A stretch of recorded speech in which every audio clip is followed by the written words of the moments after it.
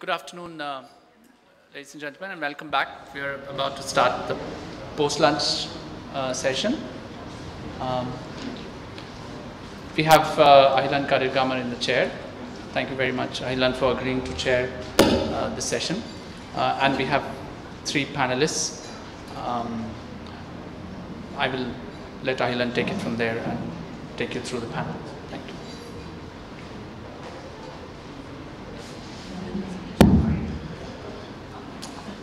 Good afternoon, everyone.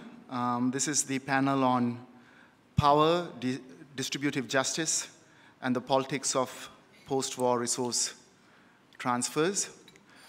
I've been asked to chair this session at the very kind of last minute because I think the previous chair could not make it. And also we have three speakers. On the program it says 4 speakers, but Anushka Vijayasinghe is ill, so he could not make it today. So we'll have some extra time as well. And as usual, these post-lunch sessions are a little difficult, but we have 3 very engaging papers. There's probably 2 reasons why I shouldn't be chairing this. One, because I myself haven't had the chance to read the papers fully.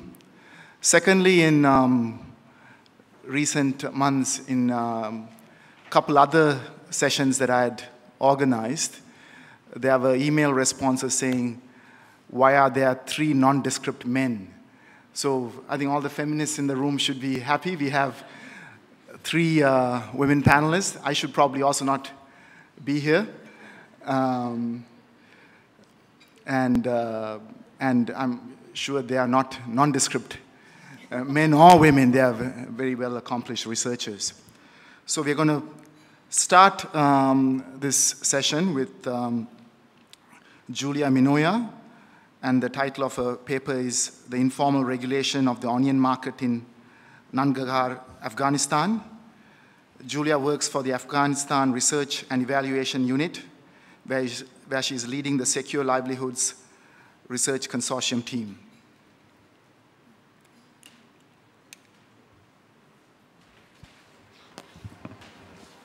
So this paper is part of a work in progress coming from field work we conducted in Nangarhar between the end of 2013 and the beginning of 2014. For those who are not familiar with Afghanistan, Nangarhar is part of the eastern provinces of the country. It is on the border with Pakistan, the so-called Durand line, which is a soft border where you have all sorts of formal and informal trade coming through. And the Durand line was created to have Afghanistan as a buffer between the British India and the Russian Empire. And so let's go back to our study. As I said, this is part of a series of studies that we are conducting in Afghanistan, basically to answer the question, how do rural people survive in Afghanistan? So we look at how the economic life is structured from the perspective of the social actors in the field. And we try to understand the complexity of these markets. Of course, one of our objectives is to engage with the donors community in Afghanistan so that they can design more effective policies. For example, one of the donors we engage with is the FID. And the FID is funding a program in Afghanistan which is called Comprehensive Agriculture and Rural Development Facility. The CARDEF program basically sustains that the lack of information on prices and the lack of access to credit is inhibiting farmers and small traders to take risks and access markets. And so how to support the growth of rural income through strengthening markets, through selected value chain production, so that we can combat the cultivation of opium poppy, which is quite popular in Afghanistan. So we decided to look at this specific market in order to highlight that there are other social dimensions which are actually embedded within the commodity markets. And one is related to the role of traders as setters of the terms of the trade, and the fact that the market exchanges are embedded in social relationships that are related to credit, social networks, and power structures. These power structures are both ruling the economic market as well as the political market. And we see in Nangarhar, for example, which is just an example for an Afghan province, that we have the same actors playing on both arenas. For example, this is a very well-known warlord. So what we did, basically 70 interviews between December 2013 and February 2014 with 21 traders in Jalalabad within the vegetable market, traders in Peshawar, so across the border with Pakistan, and some traders working at district level, so Sukrod, Rudat, Darinur, and Bisud are districts of Nangarhar, which are presenting different conditions in terms of security, geography, access to markets, and water distribution. And then we did a second round, again with the traders in both Jalalabad and Peshawar, and farmers. So why did we decide to focus on onions in Nangarhar? For a few reasons. The first is related to the fact that we were doing a study, a political analysis of Nangarhar, and so we thought it would be interesting to have an analysis coming from the market side and the political side. Nangarhar is very interesting, geographically speaking, because it has got a relatively low altitude for Afghanistan. The irrigation is reliable. So there is a good potential for agricultural growth. On the other side, it was interesting to look at onions because we have been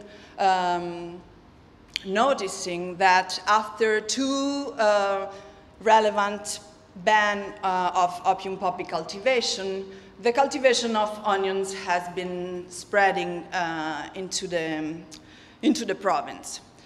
And actually the crop has been behaving pretty well, although there's no crop that can adapt to the harsh Afghan climate such as opium poppy does.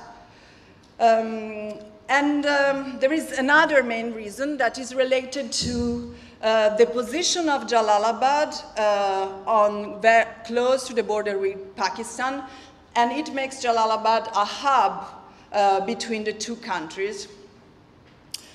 And it's also interesting to notice that Afghans in Peshawar and Afghans in Jalalabad, being the majority from the Pashtun ethnicity, speak the same language and have very close cultural ties.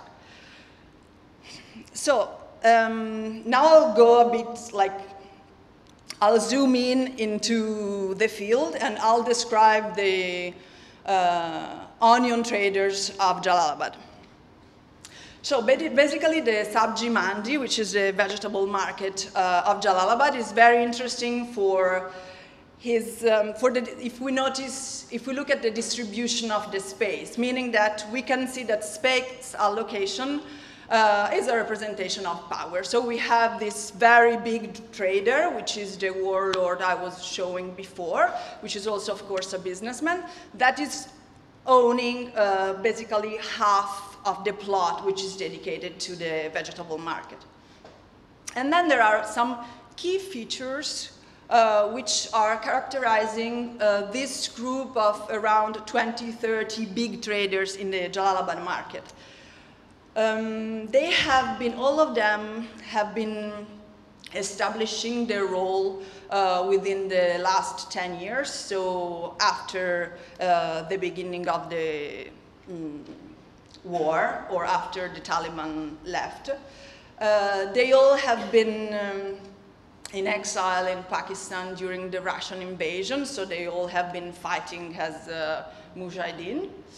And they all prospered under Governor Sherzai, which was in power in Nangarhar after 2004, and he just left last October.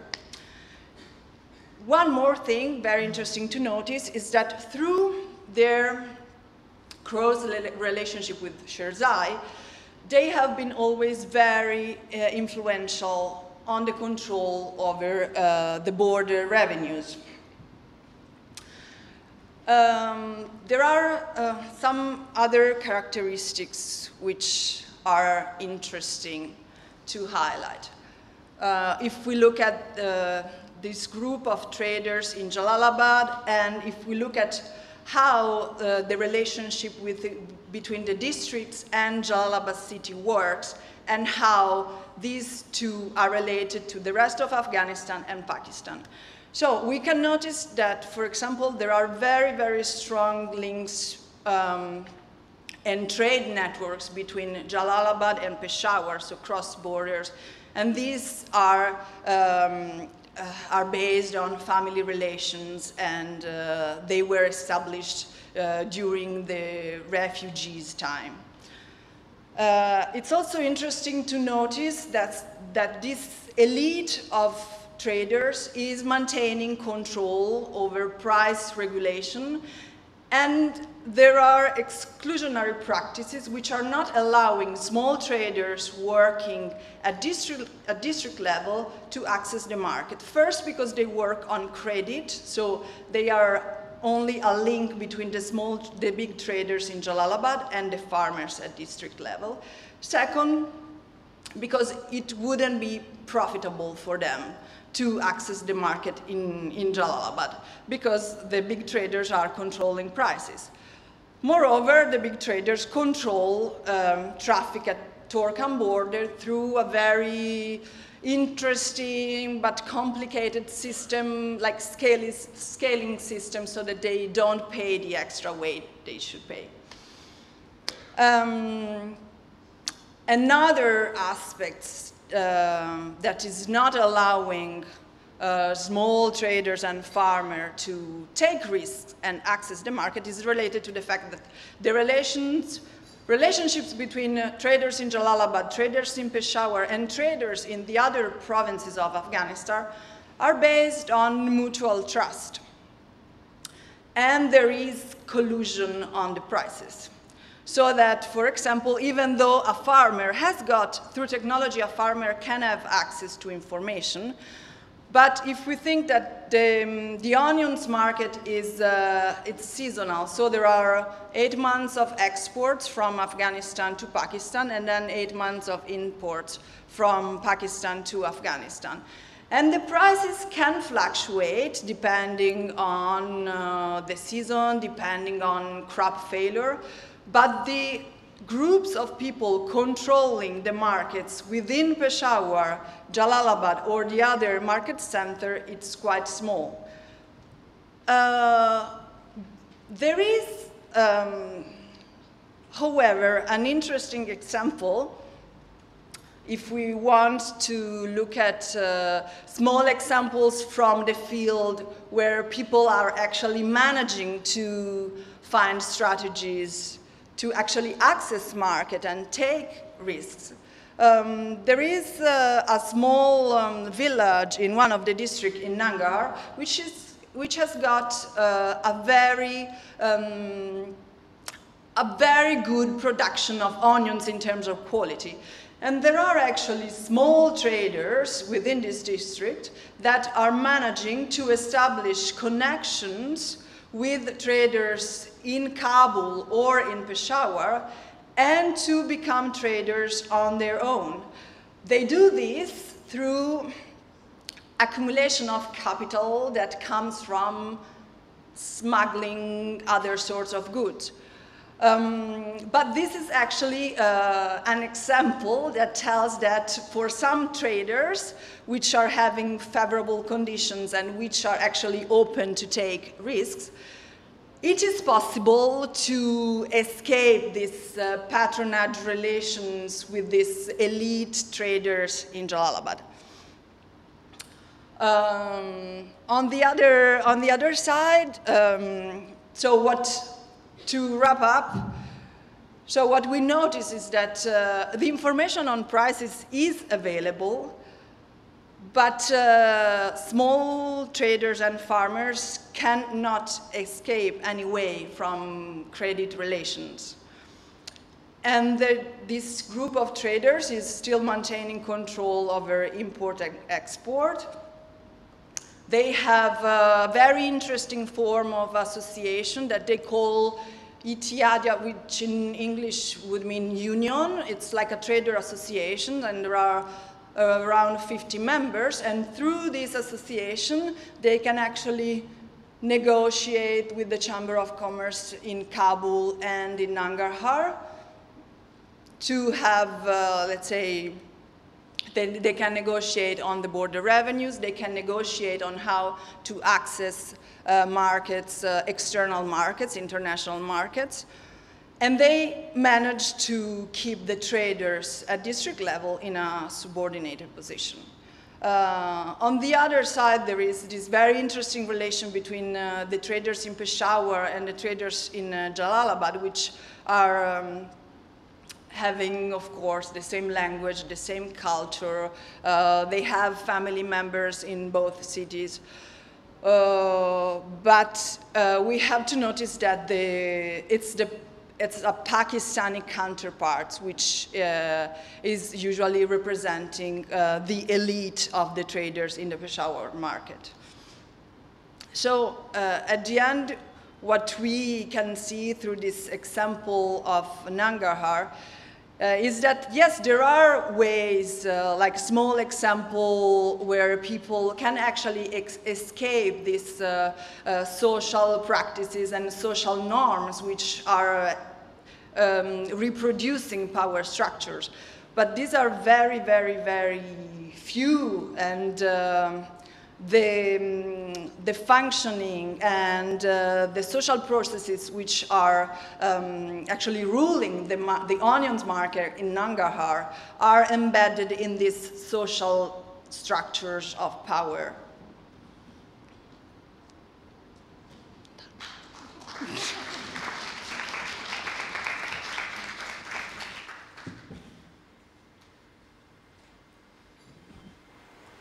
Okay. Thank you, Giulia. It's very much on time. And the next speaker is Mareike Schomerus, and the title of her paper is Post for Bureaucratization of Conflict, South Sudan's Resource Utilization System. She's a researcher based at the London School of Economics. Thank you. Which one? Which microphone did you use? This one? This one? All of them? Oh wow, this is a true rock star moment. I feel like I'm at a press conference. Thank you very much for having me. It's really been truly wonderful for me to listen in the last couple of days and to link a lot of the debates on Asia to some of the things that I have learned specifically about South Sudan, where I have worked on and off for the last 10 years. So you see a little bit of some of these lessons that I think I've learned in a very, very complicated country in this presentation, or in this paper, which I'm writing with a colleague of mine from the LSE, with Hakan Seçkin-Elgin. So I just want to give you a tiny little bit of background on South Sudan, and this will be a real gallop through the history of South Sudan. But I'll start with the notion that in many ways, when people talk about South Sudan now, they kind of reframe history almost. And very often the history of South Sudan is now being talked about as if everything in the last almost 100 years was really a prolonged countdown, as if everything was always heading towards the moment of declaration of independence. And I think that's a really dangerous and also quite mistaken notion. It's really a recasting of history, which I think we need to keep in mind, this recasting, when I make some of the points that I will make later on. But just very, very briefly, the first rebellion within the southern Sudan happened before Sudan declared independence from Britain, although it wasn't technically a colony of Britain. It was administered as a condominium by Egypt and Britain together. And this first rebellion lasted until about 1972, when a peace agreement was signed. The years of that first rebellion, some of them were extremely quiet. There wasn't that much fighting. But a lot of the issues that came back in the Second Civil War were already on the table at the time. And the Second Civil War broke out as a rebellion in 1983, and that was the rebellion led by the Sudan People's Liberation Army, the SPLA, under John Garang. And this very much was, well, it ended, let's work backwards. It ended in 2005 with a peace agreement that was signed between the SPLA, then SPLA/M for Sudan People's Liberation Movement, to denote that there was a political wing to the armed rebellion as well, and the government in Khartoum. And it's important to keep in mind that this peace agreement, the CPA, the Comprehensive Peace Agreement, was signed and negotiated with a lot of international support. And this international support also came about through the framing of a civil war that actually for a very long time wasn't particularly clearly framed. When the rebellion started, it wasn't clear what the political aims of these rebellions were to be. For a very long time, there wasn't a political movement. And in fact, there's a very famous saying in South Sudan that Dr. John, which is John Garang, carried his plans and his government in a briefcase, that it was only him who knew actually what he was trying to achieve. A lot of people would disagree with that, but that's a saying. But this, internationally, the civil war was very successfully framed, and that's still what you will encounter whenever you read a news article about the Sudanese war, that this was a war of the Christian South against the Muslim North. And every now and then, particularly in US-based media, you will also find mentioning of slavery, that the North regularly enslaved Southerners, and this was also a reason why there was a lot of resonance, particularly in the United States, in supporting the Southern cause. So it was very much this idea that this was, in a way, the perfect liberation, led by a rebel leader who was fighting very much the good war and who had a PhD from a United States university. What's important to keep in mind, and with this dream of the perfect liberation came some of the provisions in the Comprehensive Peace Agreement. Because, of course, in the international community, very much attached to the dream of liberation is the dream of democracy. So some of these very obvious milestones of a Western idealized democracies are, of course, elections, and in this particular case for South Sudan, also a referendum on self-determination. What's important to realize in this kind of reframing of the history or retelling of the history is that in reality there wasn't ever this prolonged countdown towards secessionism, because John Garang didn't openly fight for secessionism or for separation from Sudan. He had a vision that was summed up as New Sudan, which was the idea that everybody in Sudan would be better off under a united Sudan that was equal and that didn't marginalize particular groups of people. But this shifted very quickly much more towards a rhetoric of secessionism and independence, particularly after John Garang died in a very untimely air crash just briefly after the peace agreement was signed. And of course, then in 2011 brought the birth of what the South Sudanese very affectionately refer to as the birth of their baby nation. And internationally, this birth of the baby nation was very much seen as a success. This is almost as if this had always been, everything had been worked towards this achievement of independence from Sudan. And it's, before I launch into a lot of very problematic points, I do also want to make clear that it's no doubt that the independence of South Sudan realized the dreams of many, many South Sudanese. Whether they actually got what they expected is a different story, and this is what we'll get to now. And I'll start from the events in December last year when violence broke out, and a lot of the dreams and hopes for South Sudan internationally as well as nationally were shattered. So in December, violence broke out which very quickly turned into a fully armed rebellion between, in a way, the government, which is represented on this picture by President Salva Kiir, there on the left, and his former vice president, Riek Machar, who very quickly became the leader of an armed rebellion. And if you read the framing of this particular violent period of South Sudanese history now, you see a lot of analysis is quite focused on a few causes. So one is very often this is a personal failure of leadership of these two political leaders. Another one that has become already very prominent is that South Sudan is a failed state. So a lot of the language that goes with that has been about. And the third one is that this is the reason behind this is irreconcilable ethnic differences, which is a very, very unhelpful framing of the conflict. So how strong some of these notions are about these causes of this particular period of violence, you can see in the proposed solutions from the international community. So, for example, one very prominent solution that's on the table is withdrawal of the two political leaders and elections in which they're not allowed to contest, and then reconciliation between groups. So all the very sort of common post-war rhetoric or solutions that we know. But I want to propose something very different. I don't want to say that none of these elements play a part in what has happened in South Sudan and what has happened in the last few years, but I want to make the claim that none of them accurately capture what has actually been going on and what we see as an overlooked systematic problem. So this is what we think. I think when we look at the history of South Sudan, we can say that coming out of a long, long period of war, the centralized war mechanisms that existed in the South became institutionalized in the post-war period as administrative structures.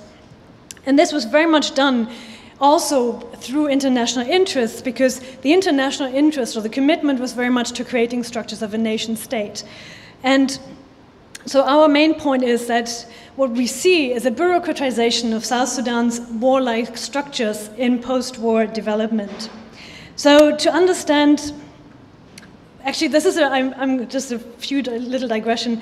It's a slippery slope, because I'm going to suggest that, or I'll challenge Professor Luca's statement that institution building is needed, because my point would be that actually institutions have been built, quite successfully so. It's just the wrong kind of institutions for what people expected South Sudan to be. So to understand this bureaucratization, we took a particular look at how attitudes to social policies were shaped in South Sudan. And we look at it very much through the experience of South Sudanese citizens. How do those at the receiving end of these structures experience this bureaucratized war structure? So there are a few points I want to make about this. First of all, bureaucratization is such a big word. So for us, we look at it as a process of putting in structures that then the relationship between people and those in power. And that, of course, also as a knock-on effect in a way defines what social policies are like. So we look at a systematic relationship between the conflict, the bureaucratic impulse that comes from the conflict and from everything that happens afterwards, and the implications of moving from the context of war into the context of state formation, which we think is what has happened in South Sudan.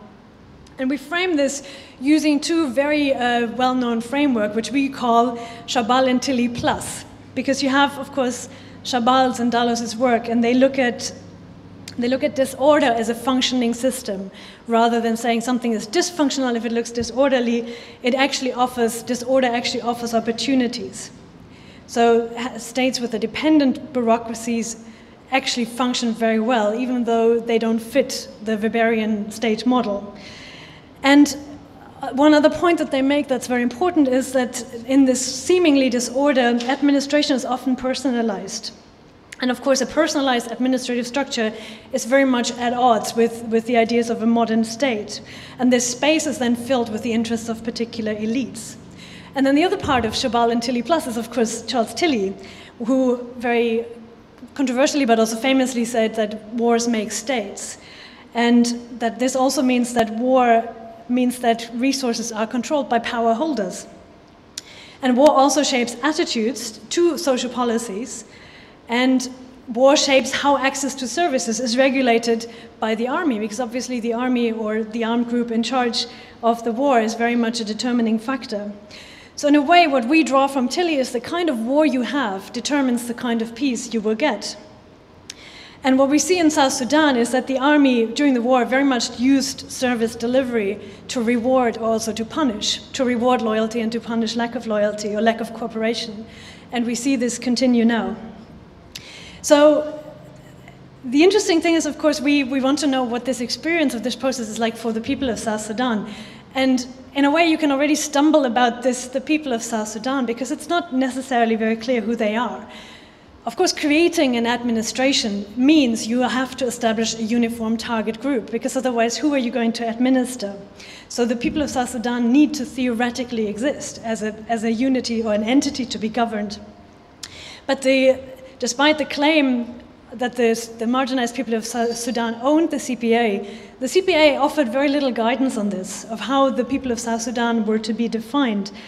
And there's an interesting tension between the lack of this definition and the very strong ownership narrative that you have and that helped carry South Sudan into independence, which is very much a narrative amongst the people that this is our country.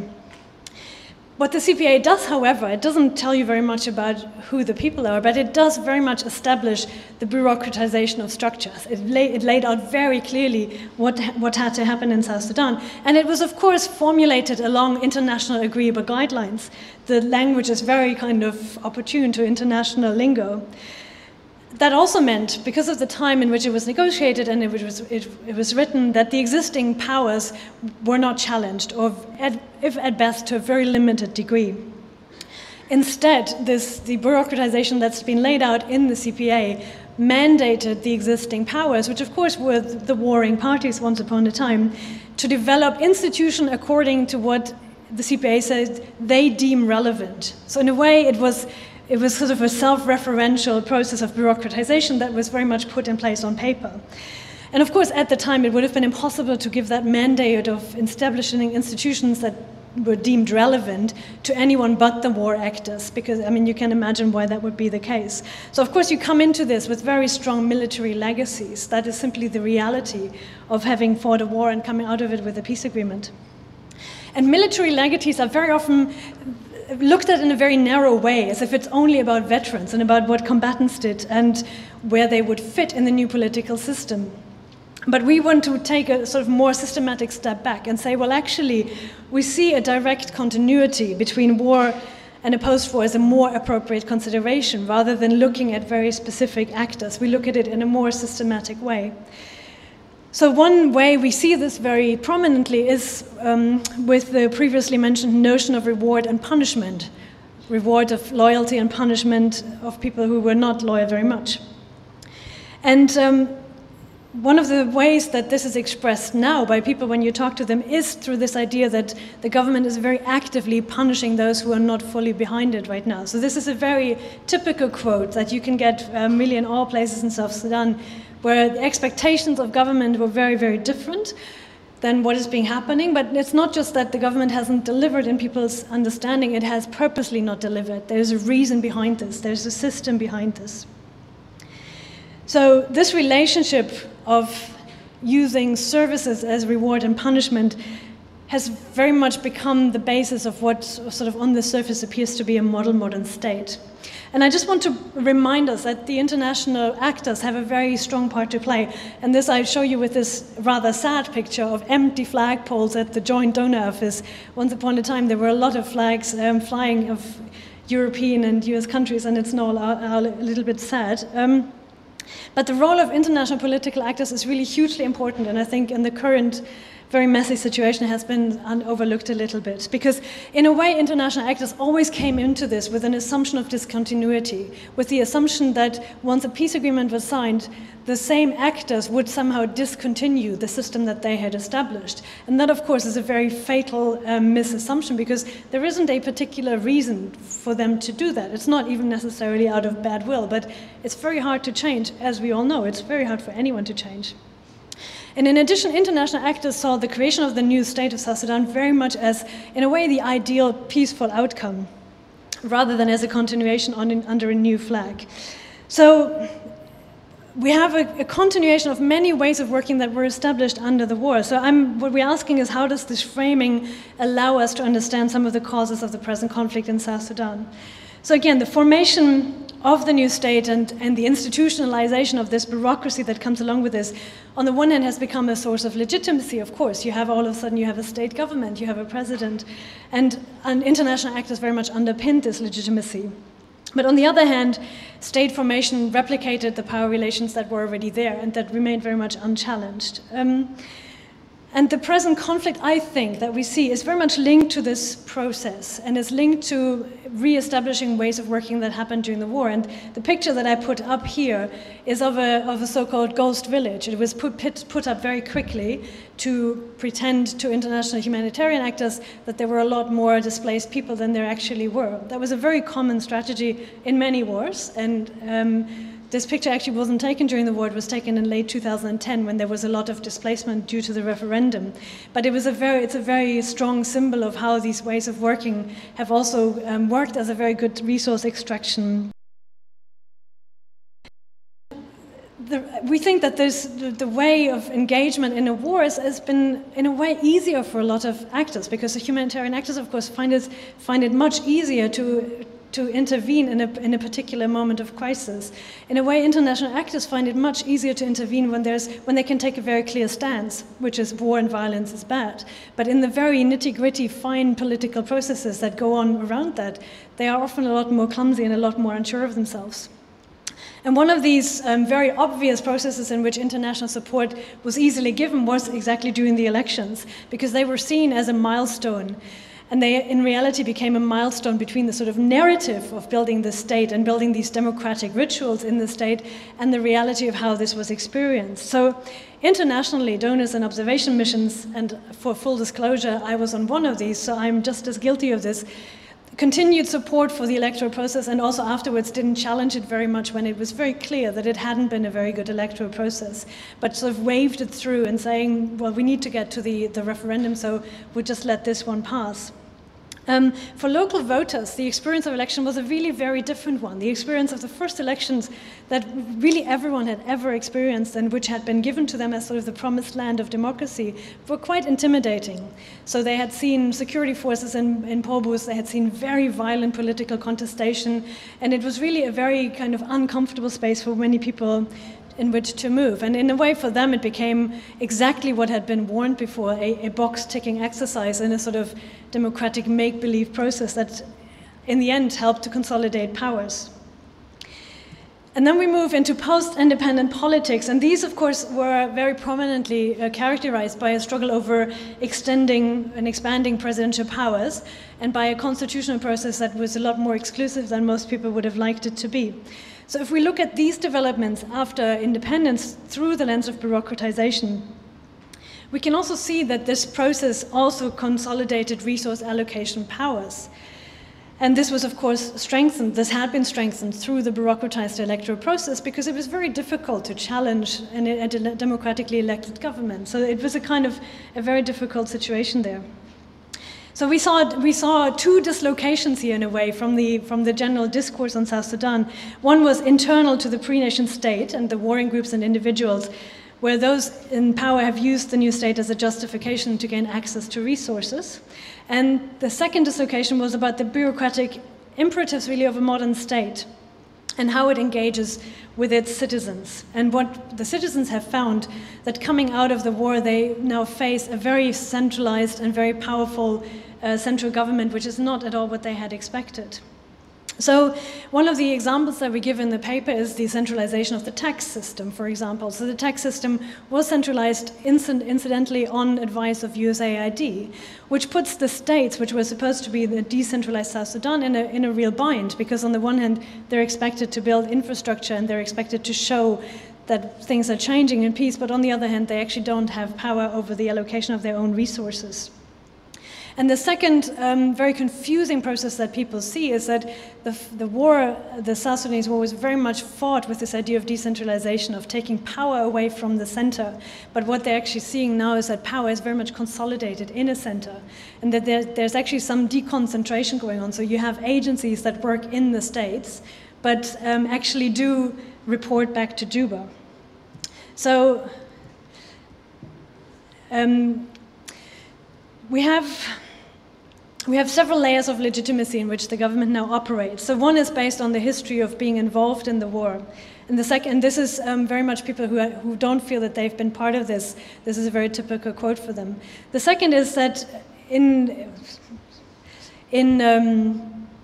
it's very much a legacy of the elections, which were really very painful for a lot of people. And they don't feel as if they have had any benefits from this electoral process.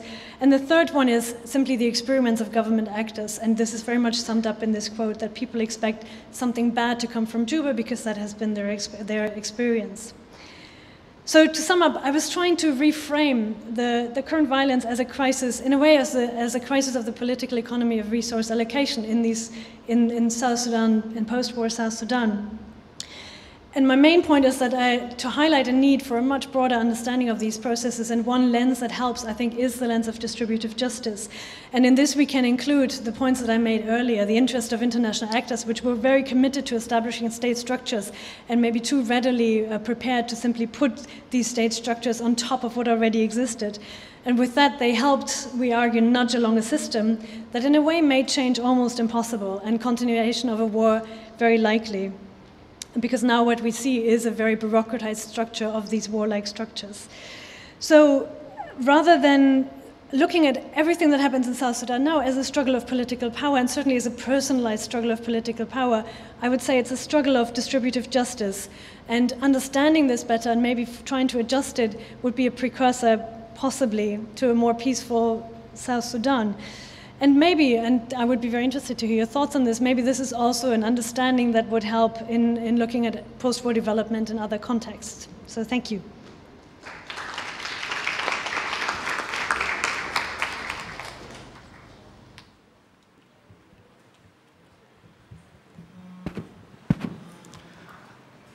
And our third speaker is Vanessa van der Boogard, and the title of her paper is The Pervasiveness and Relative Popularity of Informal Taxation in Post-Conflict Sierra Leone. Vanessa is a research officer with the International Center for Tax and Development and a PhD candidate at the University of Toronto. Okay, a lot of microphones here. Thank you very much for the introduction. And I would also like to express my gratitude to all the SIPA staff that have been working so hard, not just this week, but I know over several months to make this happen and to make it happen so smoothly. And a final note of thanks to the translators that have been working exceptionally hard over the last couple days, and whom I'm very, very impressed with. And a preemptive apology to them if I get excited and start to speak too quickly. So I'm going to talk today about taxation and development in conflict-affected contexts. I think that when we talk about post-war development, an important element to think about is how services are delivered, how those services are funded, and how the different modalities of revenue collection affect both the distribution of services and tax burdens, and the subsequent implications for relationships or lack thereof between citizens and the state.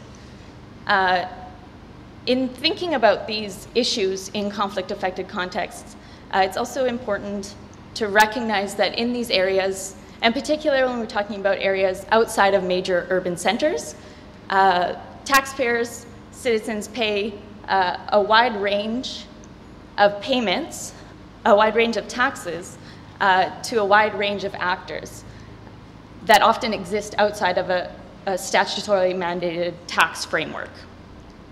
I'm going to talk about some of these payments today in the context of Sierra Leone, where I've conducted research on behalf of the International Center for Tax and Development with Samuel Jabao, who is a researcher based in Freetown, and with Wilson Pritchard, who is an assistant professor at the University of Toronto. And I'll also briefly note that we planned and implemented this research on informal taxation in Sierra Leone in close partnership with the SLRC and the NCCR with Bishnu and his team, in the hope that future research along this agenda will allow for cross-country comparison on informal taxation. So I guess before I really get into the research that we did, I want to make sure that we have a clear understanding about what I mean by informal taxation. As you probably are all imagining, that encompasses a wide range of payments that citizens make to both state and non-state actors. So when we're talking about state informal taxation, that can mean things like bribes, extortion, payments made at military or police checkpoints, or goodwill payments to state officials, or acceleration fees for service delivery. And then on the other hand, when we're talking about informal non-state taxation, these types of payments are generally conceived as existing somewhere along a spectrum of coercion and quasi-voluntary payment. In reality, they often fall somewhere in between. But when we're talking about the coercive end of that spectrum, that can mean things like payments made to vigilante groups, to warlords, to neighborhood watch groups, security groups. So it often means things like protection payments in insecure areas. On the more quasi-voluntary side of that spectrum, these payments often mean things like community levies, made to, again, a range of actors. It can be made to NGOs, to chiefs and traditional authorities, to religious groups, or to local elites. So I recognize that our definition of informal taxation is broad, but I assure you that it is intentionally broad, as our aim with this research was to capture the full range of payments citizens make in these areas, in order to better understand the basis of post-conflict taxation, service delivery, as well as to understand the fairness of distribution and local governance and decentralization more broadly. So just to give you an idea of where I'm going to go in this presentation, I'll first just briefly go over the methods we used in this research, provide a little bit of background about decentralized governance and taxation in Sierra Leone. We'll review some of our key findings from the most recent round of this research, and then discuss implications for how we think about post-conflict taxation and service delivery. So the core of this research is based on a taxpayer survey that reached over 1,100 taxpayers in the eastern part of Sierra Leone,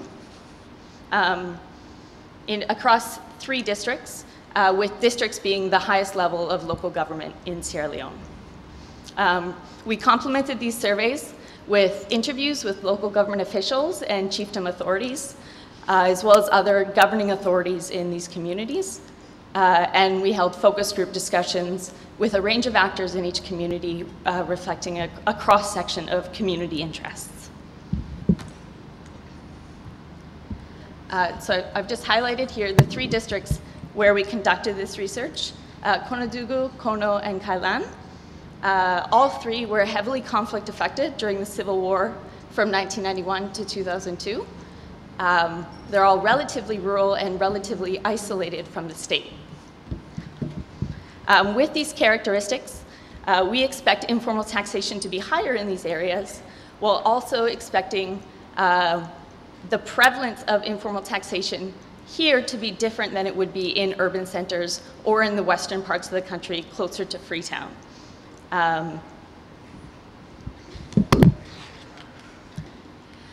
Just in terms of a brief background, I'm not going to get too much into the background of governance and decentralization in Sierra Leone. Sorry. That was I just want to highlight 2 key points that are relevant to our understanding of informal taxation in these areas. So first, it's important to realize that the local government system that exists in Sierra Leone was only established in 2004, and it remains, as you could well imagine, in the early stages of institutional development. In some areas, this institutional weakness has left room for informal governance and service delivery, both as a means of self-help to provide services amongst communities, and also as a form or through semi-exploitative practices. The second key point to highlight is the role of chiefs in tax collection in Sierra Leone, where they hold a significant amount of power, of informal power, and are actually responsible for collecting a range of key local taxes on behalf of local districts, even though chiefdoms are not recognized as a formal level of government. So I'll get to our key findings. Let me just note here that we differentiate between formal state taxes, informal state taxes, meaning bribes to state officials or payments made at military or police checkpoints, chiefdom taxes, and those are exclusive of taxes paid to chiefs on behalf of local governments. So that can mean things like labor payments made to chiefs for community projects, but also for private farms or whatever it may be in the different contexts. And then we also, our fourth category is informal non-state taxes. Overall, we find a wide range of actors involved in revenue mobilization and service provision at the local level, and a high degree of institutionalization of non-state delivery in these areas. Respondents reported paying a greater number of informal taxes than formal taxes, with almost half of all taxes paid being non-statutory payments made to a chief or a non-state actor. In terms of taxpayer perceptions of these different types of taxes, we find first that taxpayers are more likely to perceive the rate of taxation to be too high for taxes levied by the government, while respondents were also more likely to find taxes levied by chiefs or non-state actors to be reasonable, with some respondents even willing to pay a higher rate. At the same time, formal and informal state taxes are perceived to have almost equally unfair rates, though taxpayers also perceive formal state taxes to be more fairly applied and collected and more evenly distributed amongst the taxpaying population than informal taxes. And just to note, these are just summaries of our responses from the surveys.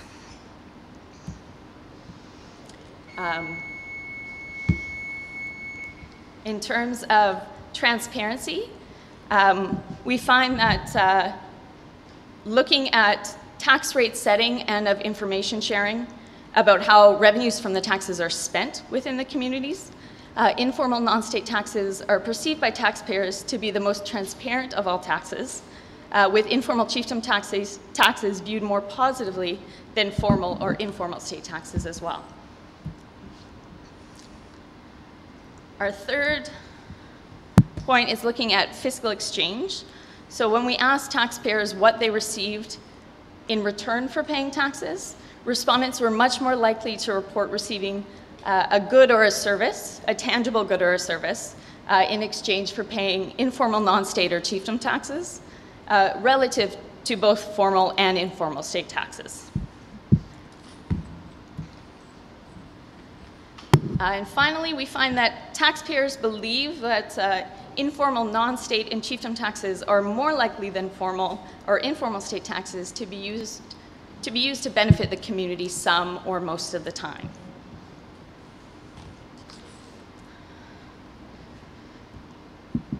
So when we're thinking about implications of these findings about taxpayer perceptions of the different types of tax, I'm going to highlight 4 key points. So first, we found our findings that we highlighted included that informal taxes, including those levied by non-state actors, are a really prevalent reality in these rural areas of conflict-affected Sierra Leone. Now, as you can imagine, this has implications simply for how we think about taxation and service delivery in these areas from both an academic and a policy perspective. Given the significance of informal tax at the local level, I really think it's necessary to widen our analytic lens to more frequently capture the full range of taxes paid by citizens in order for us to understand the real systems of tax and governance that exist, as well as their effect on both poverty and livelihoods. Second, as I noted, informal non-state and chiefdom taxes are more positively perceived across a range of indicators relative to taxes levied by the state, with informal non-state taxes perceived to be the most fair, reciprocal, transparent, and accountable of all taxes. This seems to indicate relatively effective and consensual forms of informal tax collection and service delivery at the community levels in the absence of effective state service delivery. This raises questions about how we think about service delivery methods in the aftermath of conflict, and seems to suggest some advantages of community-driven development models. Though, as we discussed today, there are, earlier today, there are well-documented risks associated with these models, including the risk of strengthening local institutions that may be unaccountable or unrepresentative.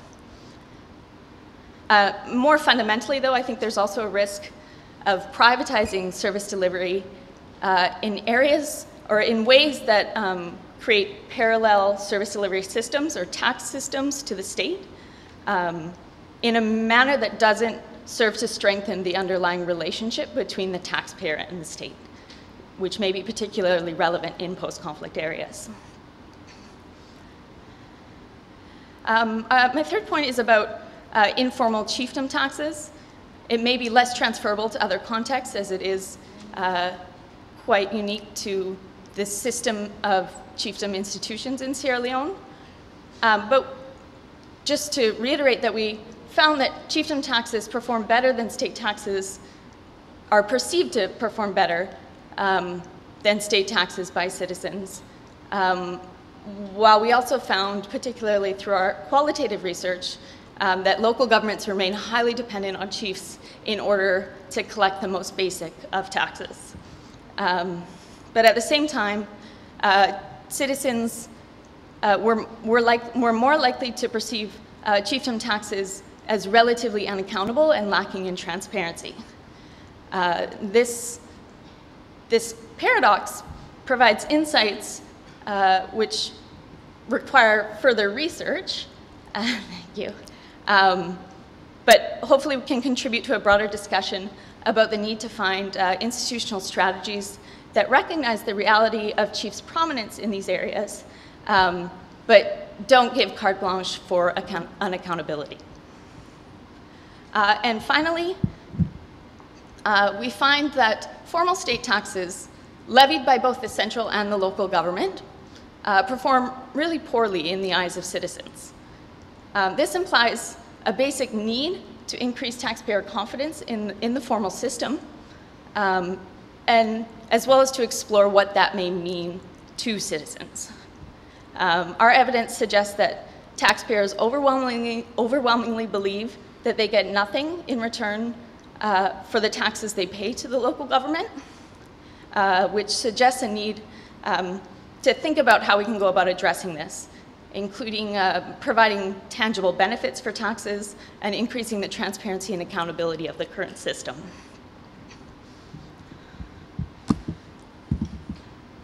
So that is the research. I will highlight, though, that it is at an early stage.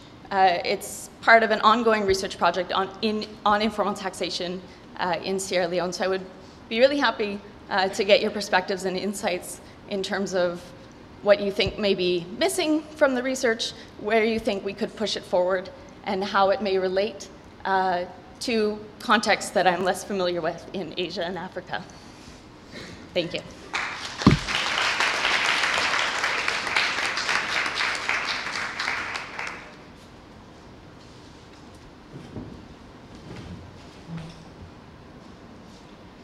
Okay, thank you to all three speakers. And we have plenty of time for discussion. So this is how I'd propose that we move forward with the discussion. We almost have an hour. Maybe the first round of questions, and comments and so on, let's focus on the 3 papers. And then I'd like to propose, I think because we have plenty of time, maybe also, a large part of the audience more engaged here in Sri Lanka. We also, whether it's possible to relate some of these issues also to kind of our context here in Sri Lanka or to other areas. But maybe we start with what's been presented. And so if you can, if you want to ask much more broader comments and so on, I suggest you keep it for the second round. Maybe I'll collect 5, 6 comments, questions at a time. And maybe, as you're thinking, I'll start with just maybe one question to each of the speakers. To Giulia, the traders that you mentioned also across Afghanistan and Pakistan, what are the asymmetries like? I mean, you mentioned that there are these networks, but is there any kind of, are the traders on the Pakistan side much more powerful? And also what's happening in terms of capital accumulation, right? So whatever that, they're able to fix the market, they're able to have high returns, but what happens to it? Where does it then end up? If you have some idea of that, I'd be interested in that. And to Mareike, maybe you could kind of clarify more about, you mentioned kind of the international actors, they are concerned about building democratic state structures and so on, but what about the interests of the international actors? What's the geopolitics of South Sudan? I think that'll be interesting for us to have a sense of. And Vanessa, I was wondering if you could maybe clarify, where does, for example, how would you relate, for example, like usurious interest, like very high interest loans and so on that also are almost kind of extortive, right? Whether that would also fall into informal taxes or not, and and how we think of this kind of extraction, which isn't necessarily that part of the informal taxes that doesn't go into any kind of services, but it's more extortive. But anyway, those are just some questions I'd like to put on the table, but let's take a round of questions. Oh, thank you. And if you can introduce yourself, please, and ask a question. I'm David from a state that extracts lots of taxes, the Canadian state. So to try and get a comparative framework here, and if you want to push it to Sri Lanka, maybe that would be interesting too. So would the three of you kind of give a characterization of what sort of state you see emerging? We could have a warlord state. I mean, warlords exercise coercion. They have semi-bureaucratic organizational structures. They have armies, so on. So what's emerging there? And how does it extract resources from its, from the people? And in Sudan, and what sort of taxation processes are going on in South Sudan? And I think Vanessa, by calling chiefs non-state, I'd say it's another kind of state. It's a different mode of production and social relations. So we're not really. It's a different kind of status. Out of the purvey of a Weberian state, maybe. But so kind of think about that. And what are the services that your taxpayers are getting? So you're kind of saying, yeah, they like what the chiefs do, but what do they actually get? What's the local state supposed to deliver? What's the central state supposed to deliver? And across, I mean, from Giulia, we have an indication of resistance or counter strategies by the small traders. But the other two, maybe, do we see forms of resistance against an accumulating elite, or what sort of state is extracting resources from them? Do we see organizations? In Zimbabwe, Vanessa and I were talking about the informal traders who are being taxed informally by police 4 times a day, $4 a day, American dollars, with people who are earning maybe $8 a day if they're really, really, really lucky. So they have organized a union of informal traders trying to negotiate with the state, whatever it is, to have the police lay off and maybe just pay $1 a day in taxes. So you were talking about informal ways of tax collection, but is there an informal sector that you can identify, and how is it relating to this variegated, unevenly articulated state that's emerging across these post-war situations? Thank you.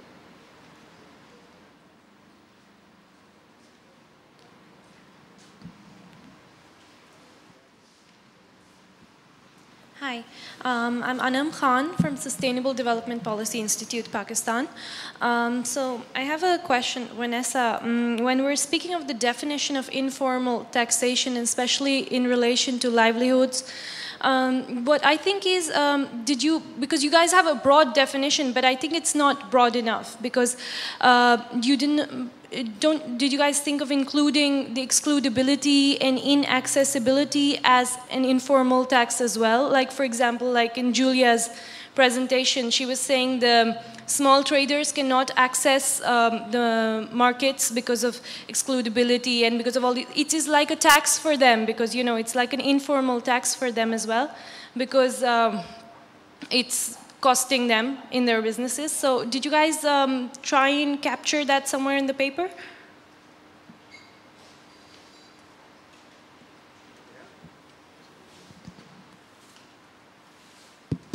Hi, Paul Harvey. First of all, wow, there were 3 really, really good presentations, and so thank you for that. This is just a plug. Vanessa sort of mentioned it briefly, but we've done the same survey with NCCR in Nepal, with findings on that forthcoming, and when they do arrive, it will be really fascinating to sort of contrast and compare the findings between the 2 contexts.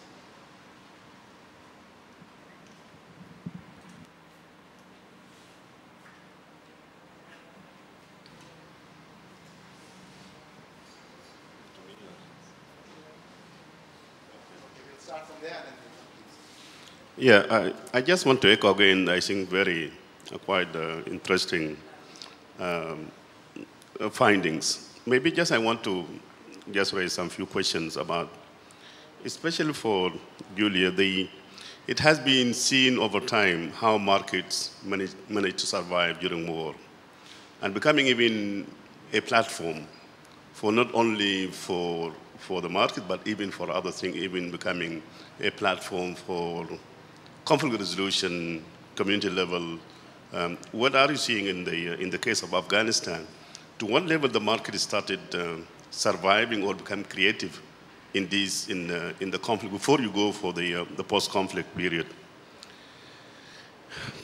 I think for Mareike, my question is really, there's a debate always when you have peace agreement between population census and elections. And then sometimes it is becoming a prerequisite for the population, become prerequisite for elections. But in a situation like Southern Sudan, given the fact that dominance of the SPLM liberation movement, to what level can we ensure check and balance and a democratic institutions emerging in such a situation? Given the fact, even though you go for election, you will know that the SPLM is going to win and is going to monopolize the whole thing. But how can we ensure in such setting a democratic space in such a situation? Vanessa, I really like your theme, because what you are saying actually coming from a lot of and I think the point I want to highlight is the issue of the traditional institutions. And in most cases, there's a lot of debate whether they have been weakened during war, and they have been surviving. And in actual fact, it's becoming even, when you look for the delivery of services, people tend to look at leave alone in terms of taxes, but becoming a mediating channel through which between whether it's a provider of service, whether being UN or international community or NGOs, and then the people. Because it seems to be an institution that is very, the implication of your work is going even further than this one, the importance of these, which could we talk about even becoming a mediating, a bridge between the providers of the services and the people.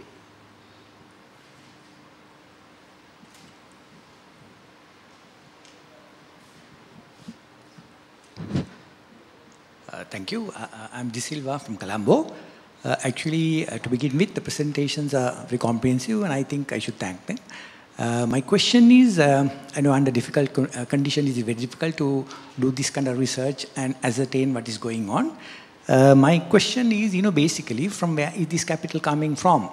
It was mentioned that the capital is raised through informal ways like smuggling and, or maybe extortions, I don't know.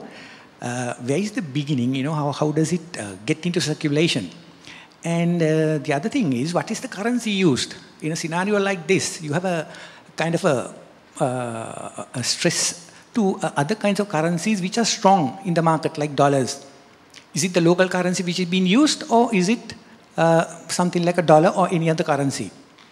The other question is, when you say informal means it is not formalized. So do these governments take any measures to make it formalized so that the money is properly circulated, so that the government also benefits in the process, so that it's back or reintegrated into the system? Then also on the other side, coming on with the small producers, what is the backing that they have to get on with their farming especially? Is there any microfinance or any kind of microfinancial assistance given to these people? If you could answer, it probably shows up what's going on at that level. Thank you. Have a round of maybe responses, and then we'll have another round of questions and comments. So, to start with this Afghan-Pakistan trade, I have to clarify that this study was a qualitative case study aiming at understanding the onions market within Nangarhar.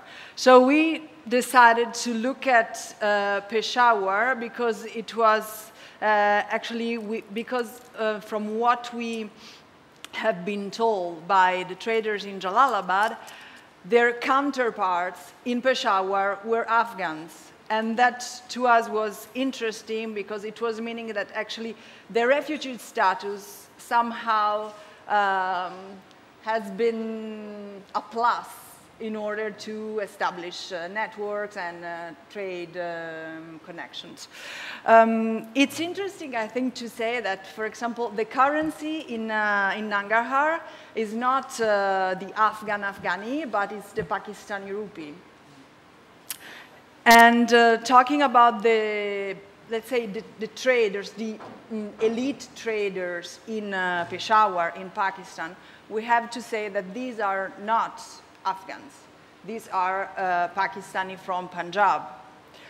On the capital accumulation, what we have been told by traders in Jalalabad is that actually they do reinvest everything in buying new stocks.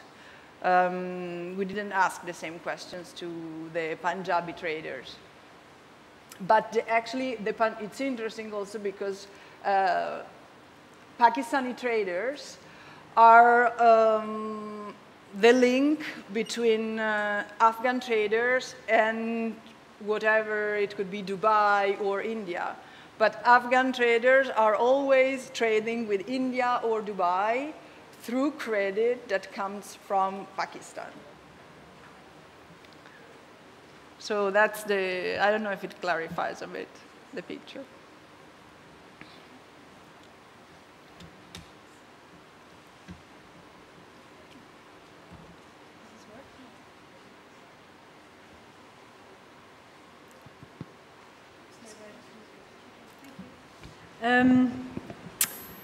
So my first question, the question to me was, what's the geopolitical interest that international actors had in building democratic state structures in South Sudan? The very obvious answer that you would get probably in most arguments would be, of course, there's oil in South Sudan. I don't necessarily say you can completely disregard the oil presence, because I'm sure it played a role, but I'm also sure that it's not the only role. And I really can't stress enough how powerful some of these development narratives are for international actors, how powerful it is to be supporting sort of the liberation movement against an oppressor that is so universally considered to be a really bad oppressor, and where it really seemingly seems to be putting things into their right place. So that was really, particularly from the Bush administration, who of course featured quite prominently in the peace negotiations, that was really a very strong narrative that can't be disregarded. So in a way, the geopolitical interest, I think,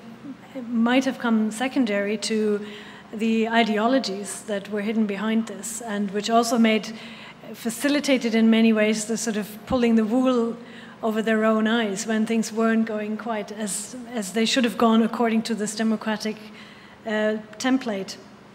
A second question was, what sort of taxation processes are going on in South Sudan? That's an interesting question, of course, exactly for this resource allocation mechanisms that we talk about in greater detail in the paper.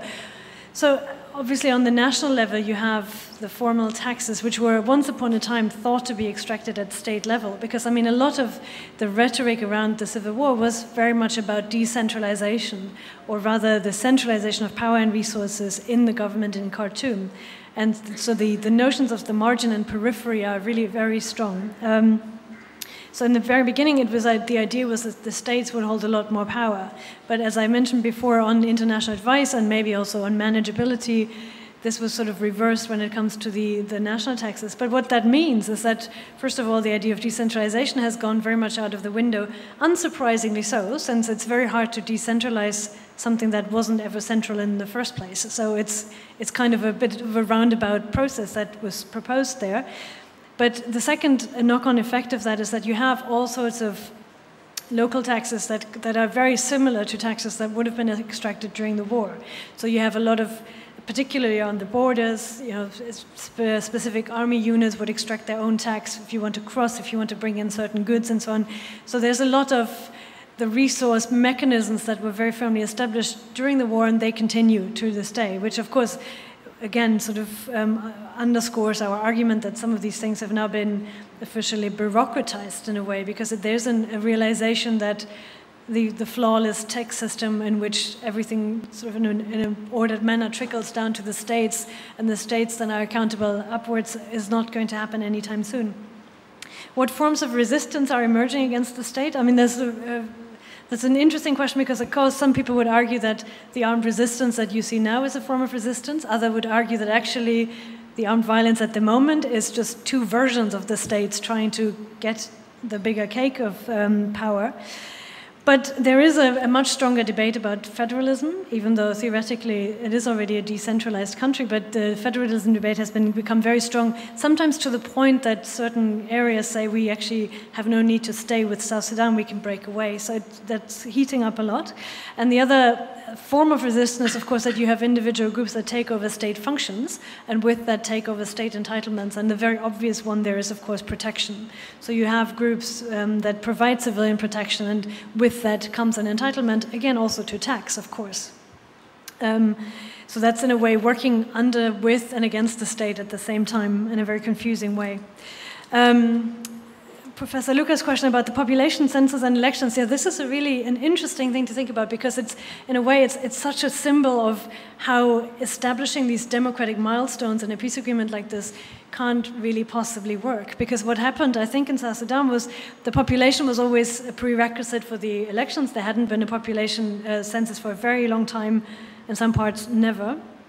And then the elections were seen as a prerequisite for the referendum on self-determinations, because the idea was that only a legitimately elected government could then carry South Sudan through this referendum, rather than a government that came into power through a peace agreement and a power-sharing agreement. So on paper, again, that looks like a very linear process towards democracy. In reality, the population census was, as you know, very hard to really carry out.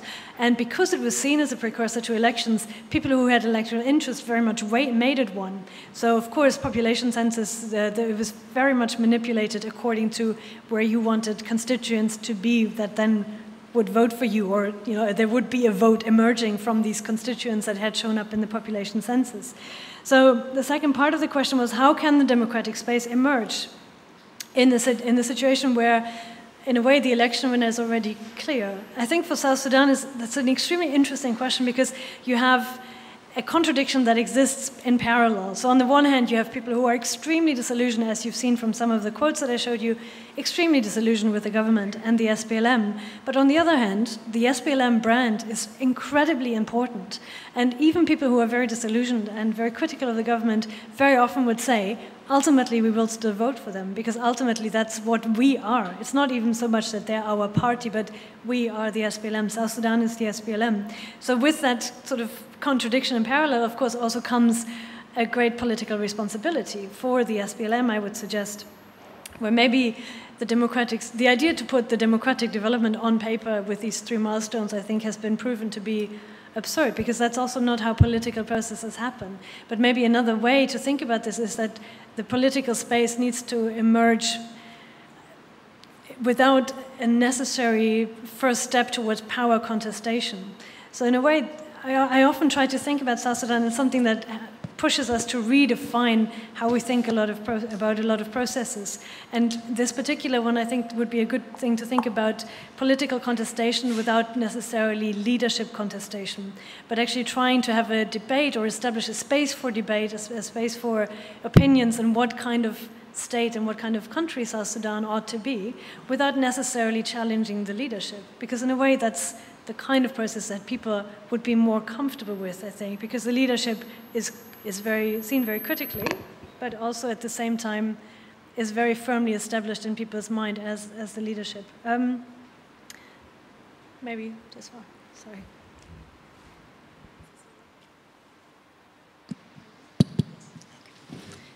Thank you. So thank you first for Ahilan for your first question. I mean, I can sum up very briefly that we did not include extortionary loans as a type of tax, primarily for the reason that it would be difficult to do so. And coming from a tax analysis background and working with academics that focus primarily on formal taxes, we struggle to even include things like user fees within our survey when we're talking about taxes. And a lot of the other non-state taxes that we're looking at, it's pushing the boundaries of a technical definition of a tax. But I think you're right to highlight that, especially as we're wanting to look at the impact on livelihoods. So I think that there would certainly be value in exploring that and exploring that impact.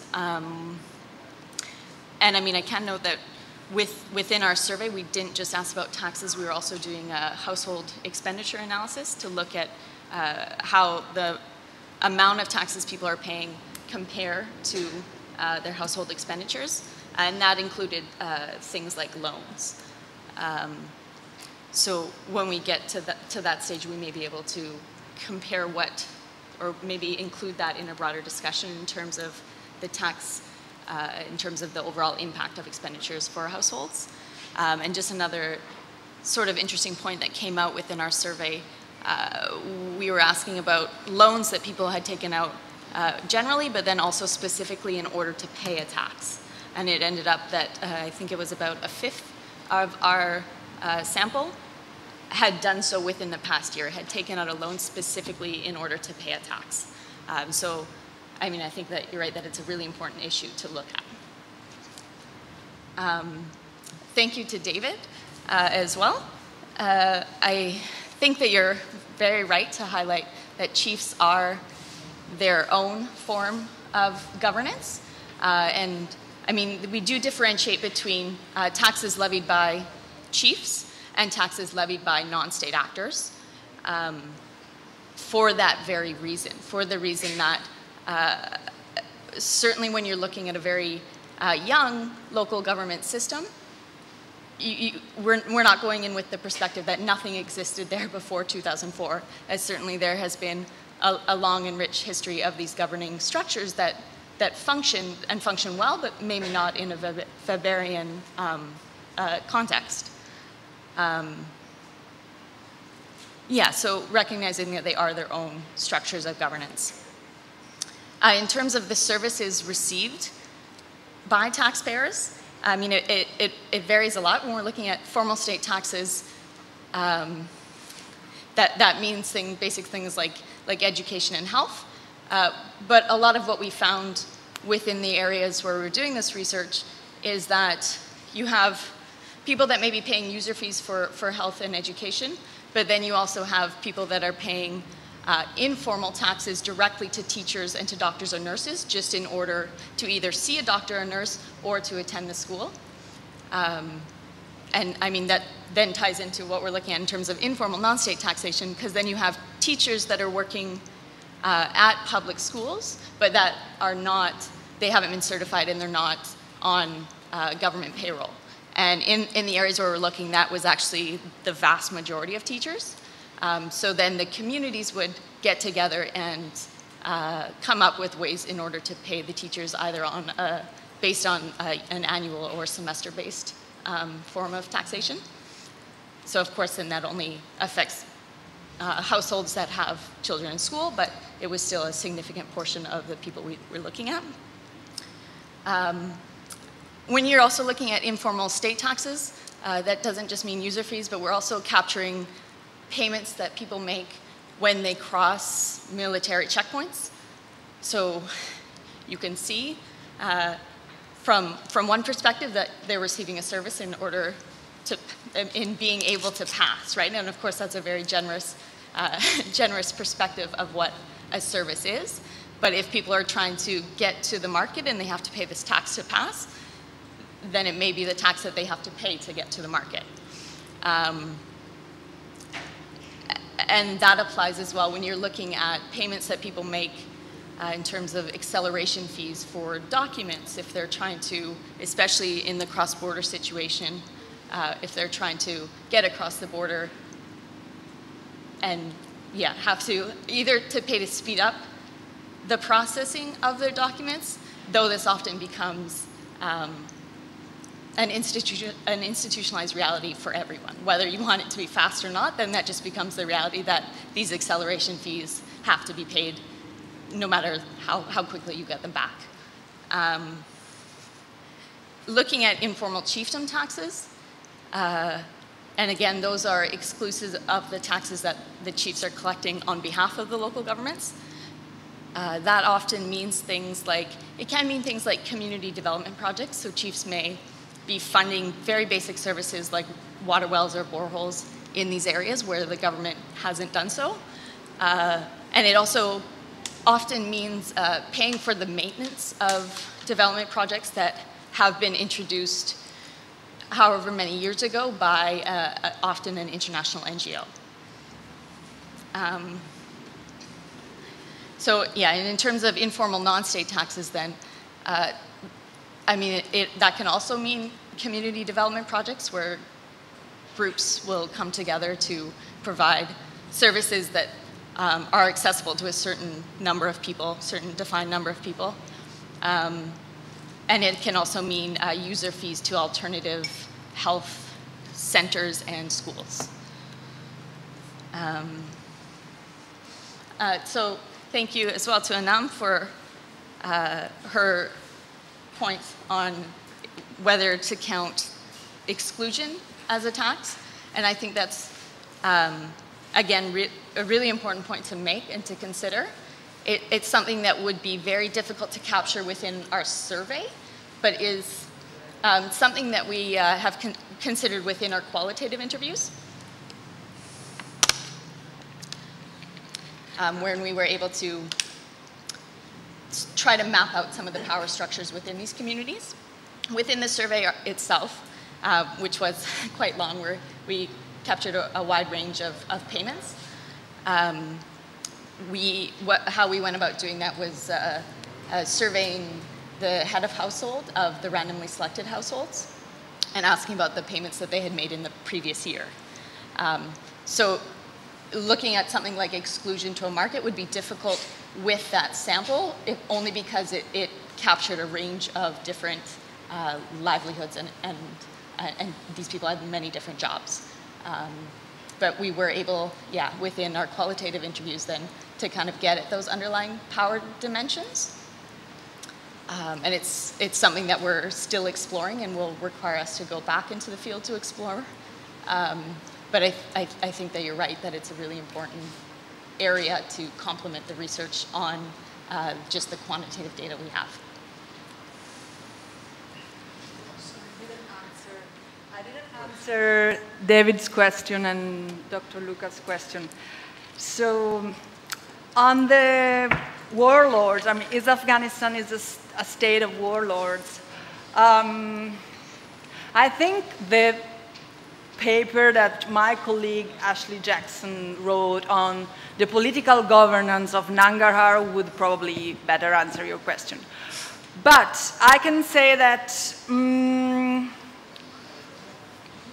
I don't know if Afghanistan is a state of warlords. It is sure that strong power holders or power brokers are ruling provinces in Afghanistan and are having influence on what is going on in Kabul, in the setup of the government.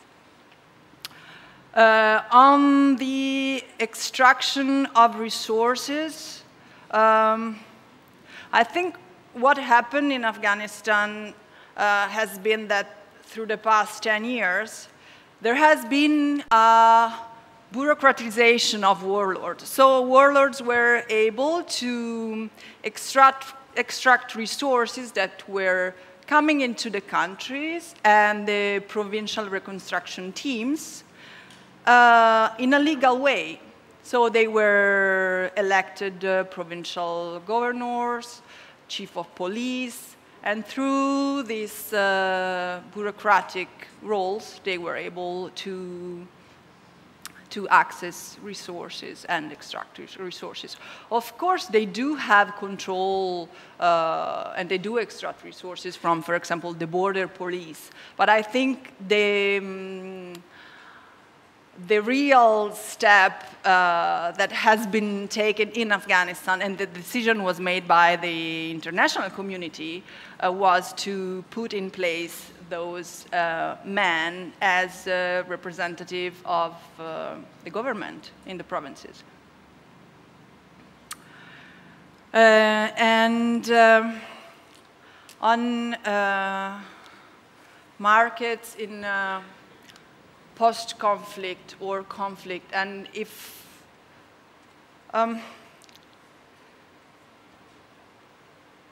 like where the area where this study has been done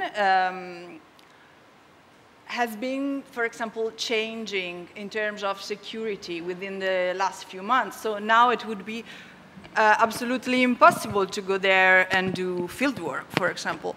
So I don't see like these examples of success in surviving and becoming small traders and being able to trade, avoiding these patronage structures. I don't see it as a strategy that could replicate. I see more as a coping tactique, which is actually produced by very, very few actors. I think the main obstacle to the creation, for example, of community-led projects or activities related to access to markets is, on one side, violence or security. So if the violence is widespread and there's no security for farmers, as it is happening now, they will go back to grow opium, which doesn't require labor, and it's very easy to sell, rather than risking their lives to grow whatever crop it could be. So, and on the other side, we have no protection from the state at all. So no price protection, no property rights. So right now, I don't see, there are some very, very, very small niches where you see that a small community in a favorable situation, because usually it's close to roads, close to markets, with a very, with a relatively good security. So in those areas, you could see some examples of community-led market activity, but I don't see it happening.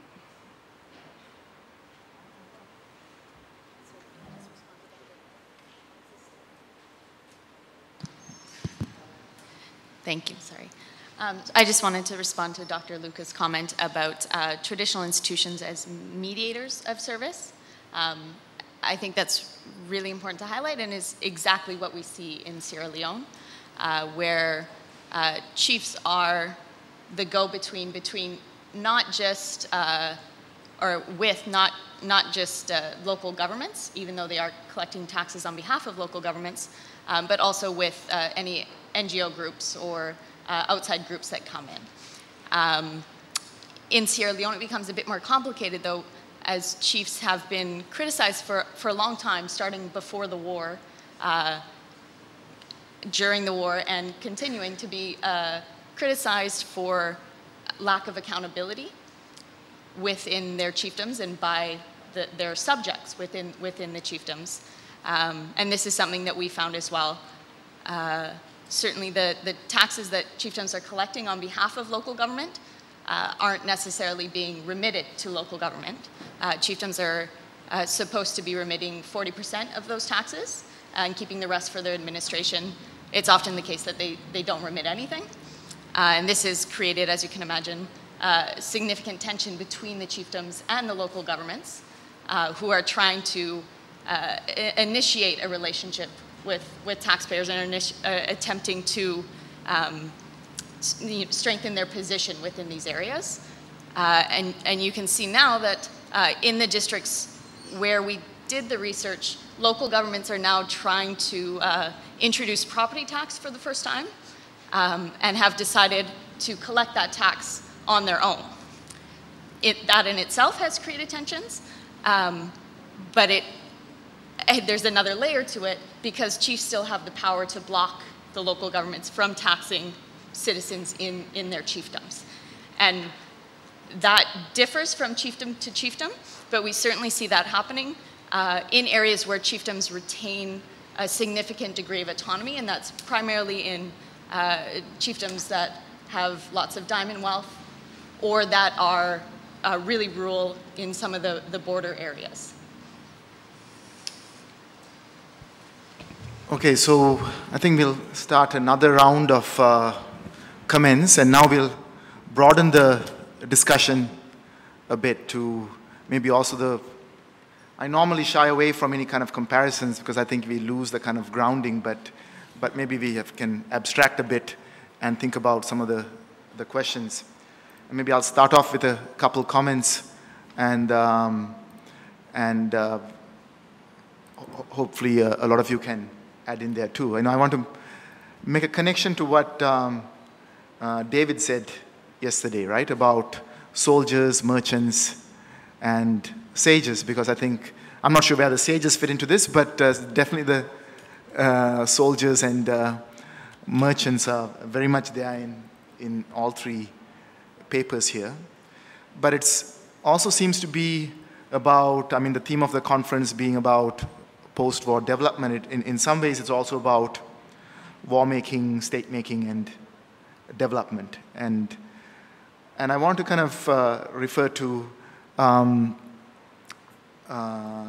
Mareike's paper and the reference to Charles Tilley, because a lot of the things that are being discussed here, they're kind of deja vu for some of us in Sri Lanka, particularly because I remember in 2005 a DFID-sponsored document referred to Charles Tilley and mentioned that the LTT is that kind of an actor. But then many of us, I remember looking at Charles Tilley briefly to kind of, and then seeing that, well, Tilley is talking about 16th, 17th century Europe and the emergence of states. And in a much more different world where there are many more global connections, whether that kind of an analogy could be used in the Sri Lankan context. Or what you just now mentioned in terms of that it's not just geopolitical interests as in oil, because a lot of people are also looking at when there was much international interest in Sri Lanka in 2002 around a very internationalized peace process. What are the interests? Is there oil in the Myanmar basin, or is there, is there some major fish stock, or what is the interest here that suddenly the international actors are interested?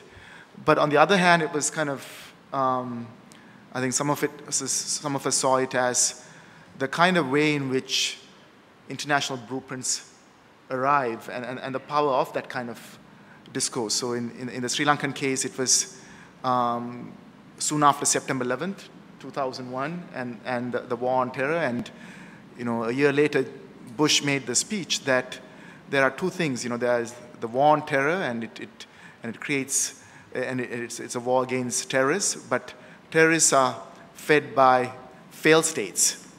So the other side to the war on terror is failed states. The part of the mission of the war on terror is to go and fix the failed states. And that was, again, brought here in one of the donor documents, that we have the Sri Lankan state, which could be seen at that point, which didn't have territorial control of the whole country, so therefore a failed state. And we have, quote unquote, a terrorist organization, and the role of donors was to bring about some kind of a negotiation between these two armed actors. And also that kind of a peace process came with, it was combined with neoliberal reforms. So a major aid package that also looked at $4.5 billion at the Tokyo Donor Conference in 2003, which is huge for Sri Lanka, which said if the peace process makes gains along with all kinds of neoliberal reforms, that kind of aid was also linked to it. So there are different interests in terms of how these blueprints come in this move from war making to state making. But of course, in Sri Lanka, it took a very different route. And similarly, like this, I think the other issue that's become common in many of these countries that we're looking at in terms of kind of after the war context or during the war, are the problems along borders, right? This kind of much more porous borders. And even after the war, those, I think, it continues to create problems. So, Giulia was talking about trade, and maybe tomorrow we'll be hopefully exploring what's been happening in terms of the Pork Bay fisheries conflict between India and Sri Lanka. And because you have two sovereign countries, it's much more harder to solve the problems between the Sri Lankan fishers and Indian trawlers. On the Indian side, the small-scale fishers and the Indian trawlers were able to negotiate some kind of a deal. Whether it's right or wrong is another question. But here, because they both return to other shores, there are two border. I think this is something that comes up over and over again. And then in your paper also about this kind of dual systems of governance, right, that the professor there was referring to. In the case of Sri Lanka also, for the period of the war, we had, in the north at least, there was the educational institutions, the hospitals, they were all supported by the Sri Lankan state. At the same time, the LTT ran its own institutions, and it also levied taxes, extortion, however you. So there were these parallel kind of administrations, one more militarized because it had territorial control, that were continuing. But then what happens at the end of the war to these two systems, right? How do they get integrated? And I think in some ways in the Sri Lankan context, the vacuum created by the LTT is also filled by militarization by the state and a certain militarization of other administrative institutions also take place. So there are some parallels, but I want to just open this up for a more broader discussion. We'll go to Vijay and then come back here. Mike, please, over there.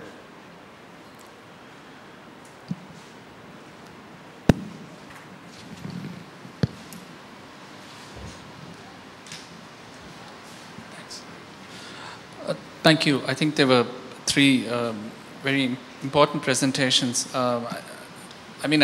Giulia's paper underlines, I think, the importance of going beyond simplistic solutions like the reasons why traders can't access markets is because they don't have information, but actually that they're embedded in certain relationships of power, and that therefore the barriers are structural, and the fact that you need a political economy kind of view rather than simply looking at them as all engaged in some transactional relationships that are that just need to be fixed by providing more information. I think that's the standard approach, but I think recentering a political economy approach is the message that I get, and I think that's, you do elaborate that in your full paper, though you didn't so much touch upon the presentation.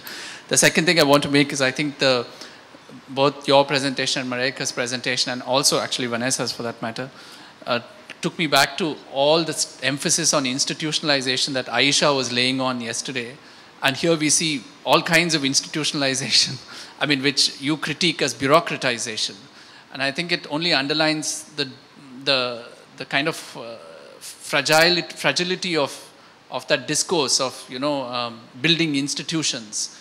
And somehow building institutions is going to lead us to resolve certain issues. But actually, when they sit, what do those institutions sit on? Whether in Sierra Leone in terms of taxation, or in South Sudan in terms of resources or markets. And what is interesting is even the market, so-called free market, sits on those structures of power. So even that institution actually is not, we need to bring power in all the time. And that's why, in a sense, the session said power, distributive justice, because I think that's the question. The power thing is what often gets missed. I think it's, in a sense, a very good response to Aisha.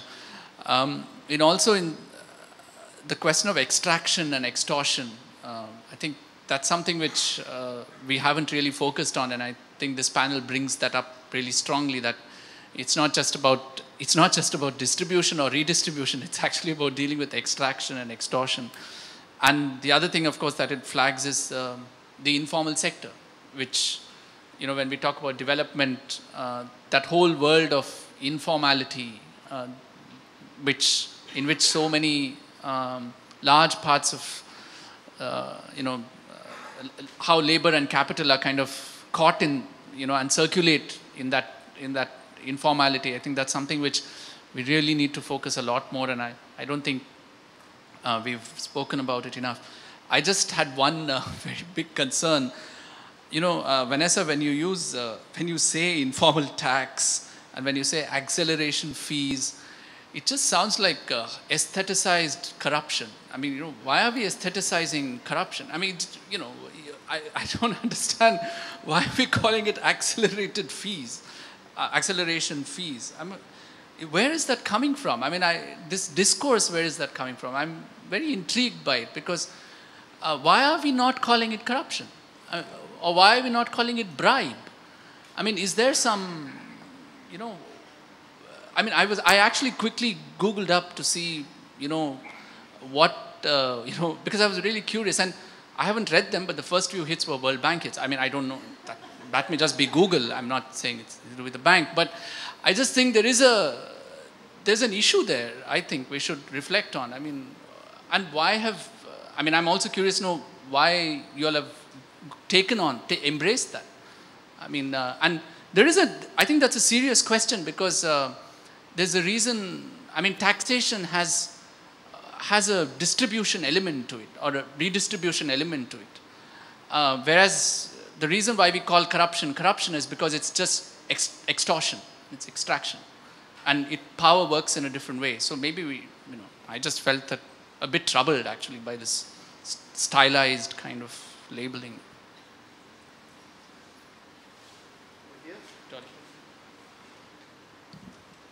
Shall I go ahead? Shall I go ahead? Yeah? Yeah. Hi, I'm Dolly, and I'm a social anthropologist from the University of Stockholm. And I think this is an excellent panel, and just on taxes, the market, and resources, we really need another conference in itself. A panel is not enough, because this is at the heart of not only post-conflict societies, but also helps us to, I think, really extend the conversation to the process of colonization.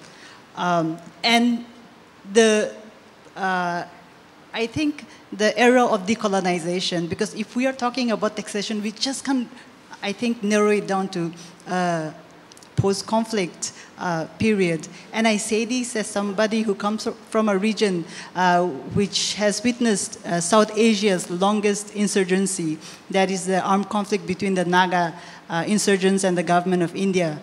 My grandfather's generation paid tax, my mother's generation paid tax, and my generation pays tax, which is called a national taxation system, but not to the government of India, to the insurgents. And I think this is relevant to a lot of places around the world, including Sri Lanka. So my question is, I think, to Vanessa, I was wondering, when you have these categories, are you only emphasizing on monetary taxation, or are there other kinds of taxation that we can emphasize on? And it reminds me of Europe, E.P. Thompson's work, for example, right? What is theft? What is taxation? What is extortion? And I think that relates to Vijay's comments. If we say it's corruption in South Asia, maybe it's something else in Africa. And this is an excellent forum to brainstorm about this and also learn the languages that donors and governments use across continents.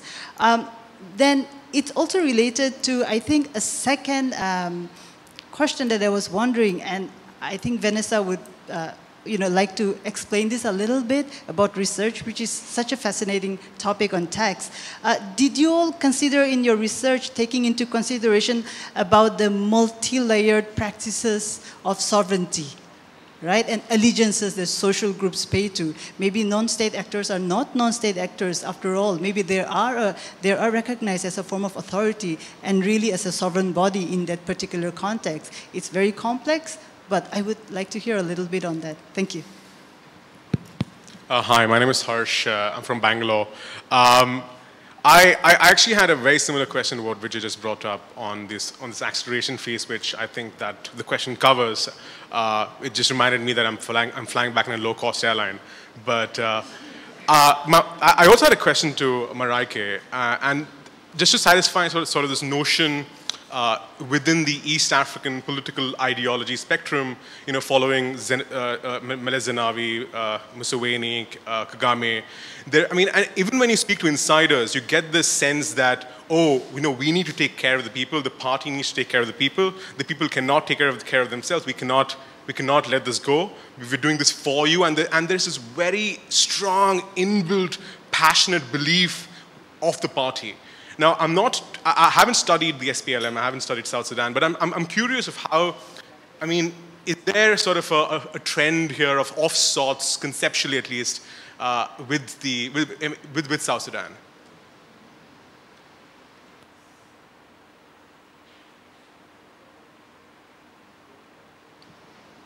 Hi, thank you. I have a question for Giulia, and I'm kind of asking this question, which is a bit broader than your specific presentation. But since we have you here, maybe you can tell us a little bit about what the donors are actually doing in Afghanistan, and a quick mapping of who are the donors, what are they actually trying to achieve, what are the objectives, and some of their activities. Thank you.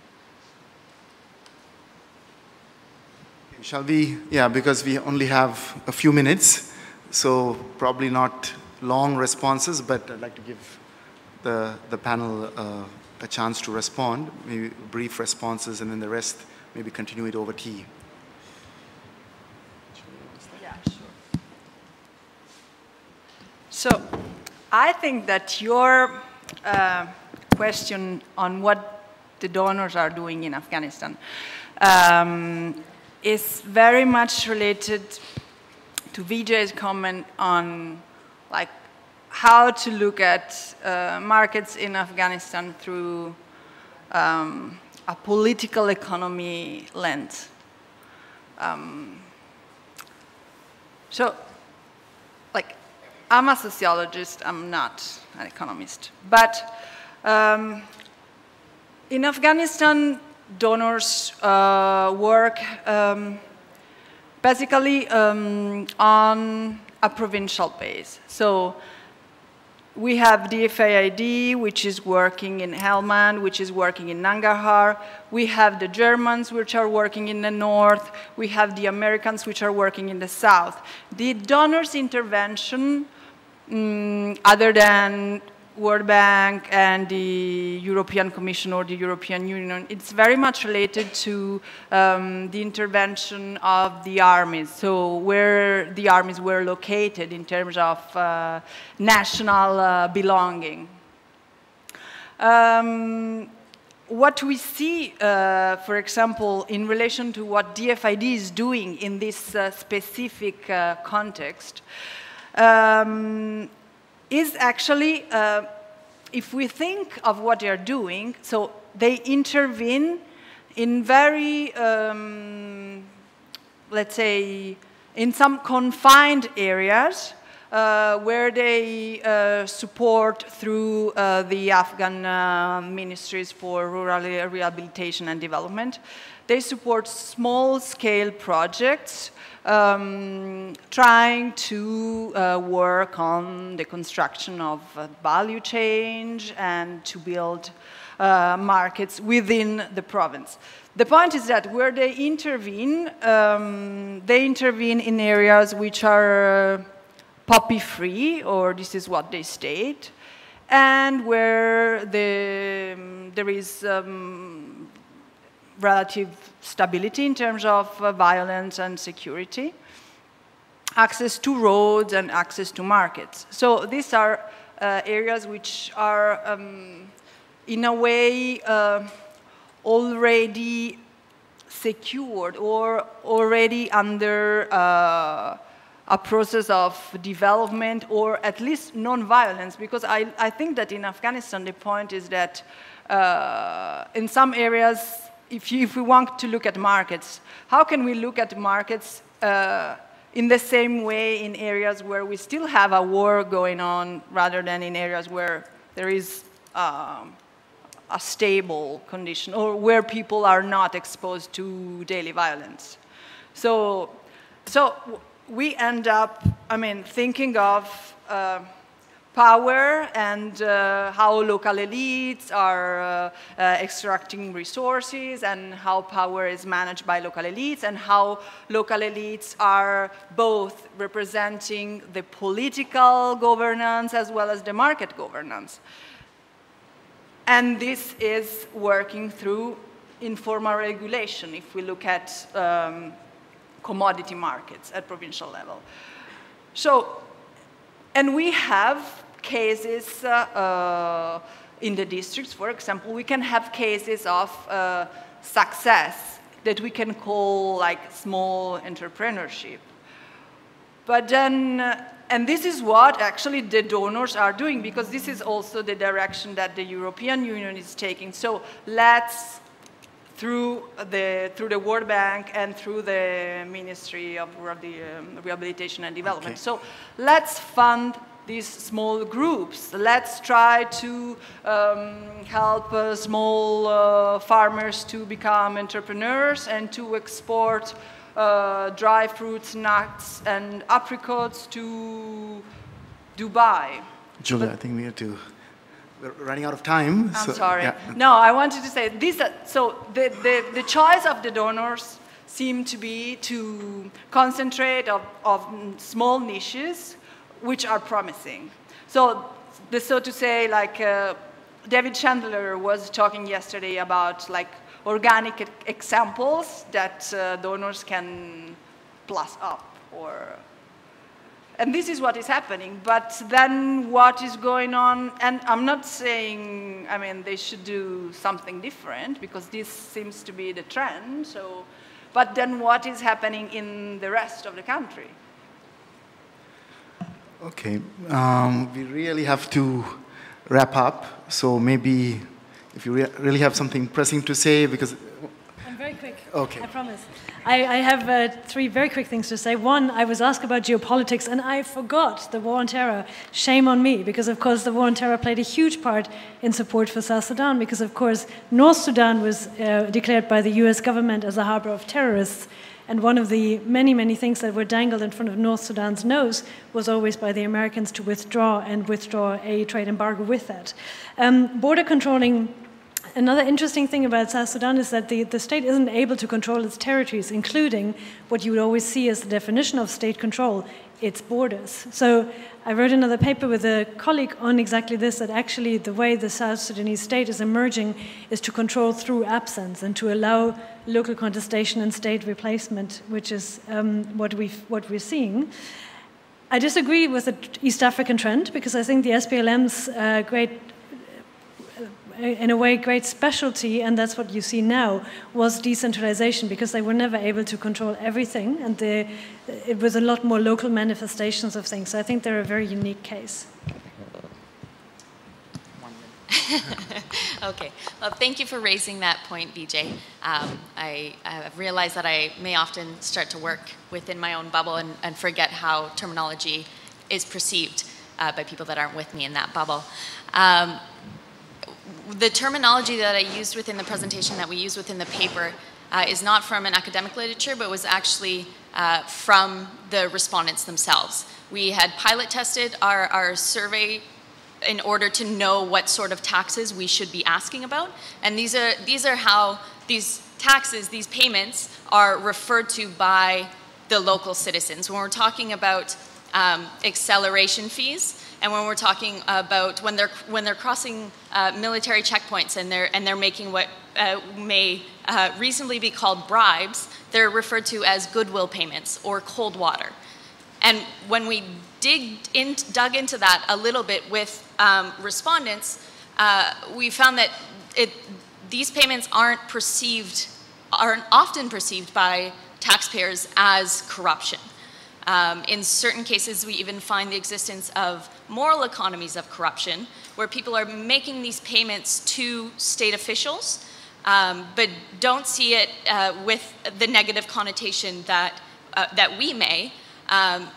Instead, they're seeing it as helping to support state officials whose salaries may not have been paid in the past year. So they're seeing it as they themselves it becomes this reciprocal relationship between the taxpayer and the state official, where they're both benefiting from something. And I just want to say that we use that terminology because we wanted to come in with a very non-normative perspective about the systems that exist. Especially with this stage of research, we're just attempting to capture the systems of governance and tax that exist. So we used what's there without providing too much of a critique.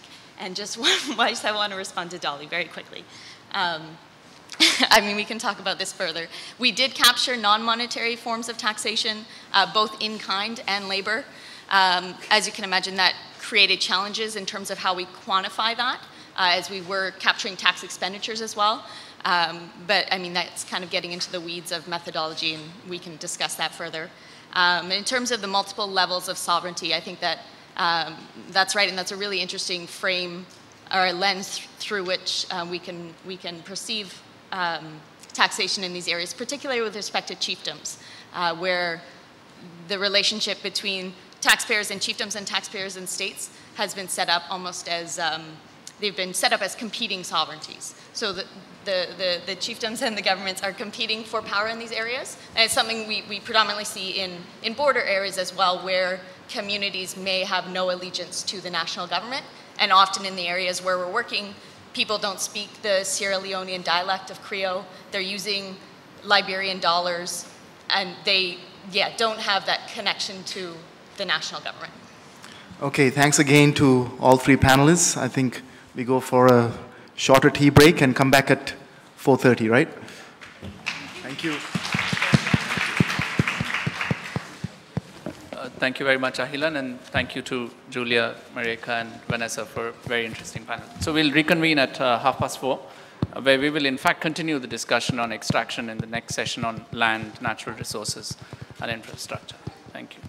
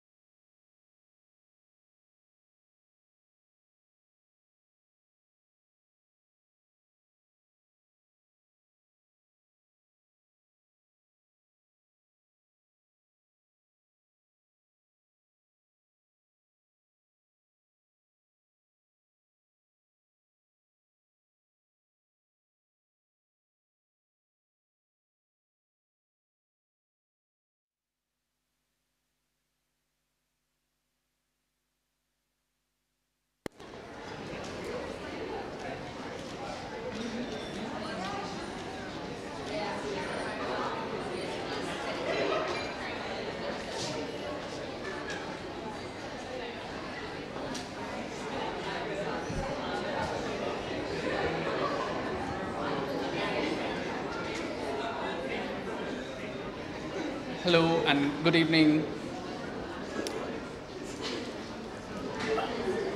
So we are ready for... And I don't... is, in some senses, it builds on the previous session where we started talking about distribution, extraction, power. This session is on land, natural resources, and infrastructure. And in the chair is Dr. Pakiasothy Saravanamuttu, the director of the Center for Policy Alternatives here in Colombo, an organization that has done extensive work on the question of land issues. So with no further ado, let me hand over to Sarah. Thanks, Vijay, and good afternoon, everyone, and welcome to yet another interesting, topical, relevant panel on land, natural resources, and infrastructure. And the brief that I have been given is that land and natural resource grabs and dispossession are at the heart of many conflicts. Transitions often augur both continuities and changes in patterns of distribution and accumulation of land and resources. How do we understand post-war reconfigurations of rural and urban geographies, especially large-scale infrastructural interventions that impact access to land and natural resources? When do such reconfigurations consolidate pre-existing patterns of exclusion or entrench new ones, leading to land grabs or dispossession? More generally, what are the social and political effects of such altered economic geographies, infrastructural interventions, and reshaping of the built environment? How do they shape our thinking about post-war developments and its outcomes? So to kick off our panel, we have Sunanda Linn, who will talk to us about the importance of land resource management in rural development during the transition of Myanmar. Sunanda is a research associate working for a think tank led by the chief economic advisor to the president of Myanmar. Sunanda.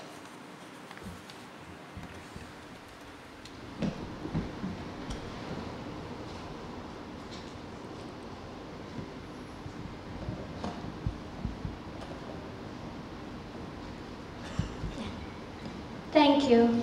Mingalava, hello in my language.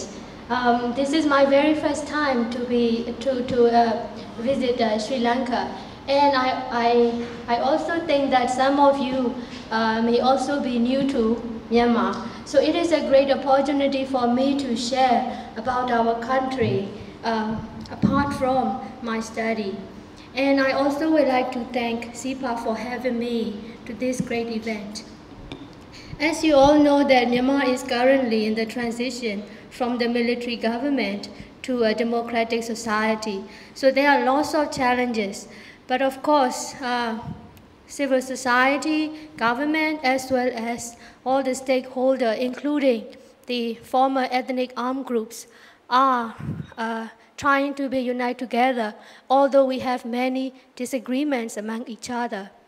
So in that case, I would like to highlight a very important issue during the transition, that is land grabbing in our country. Actually, I'm working on public finance issues and some economy-related research. And then I happen to be interested in land issues because when I conducted the industrial zone assessment, I found out that land grabbing is the most challenging for the industrial development as well as for the to promote the living standard of the rural population. So I will start.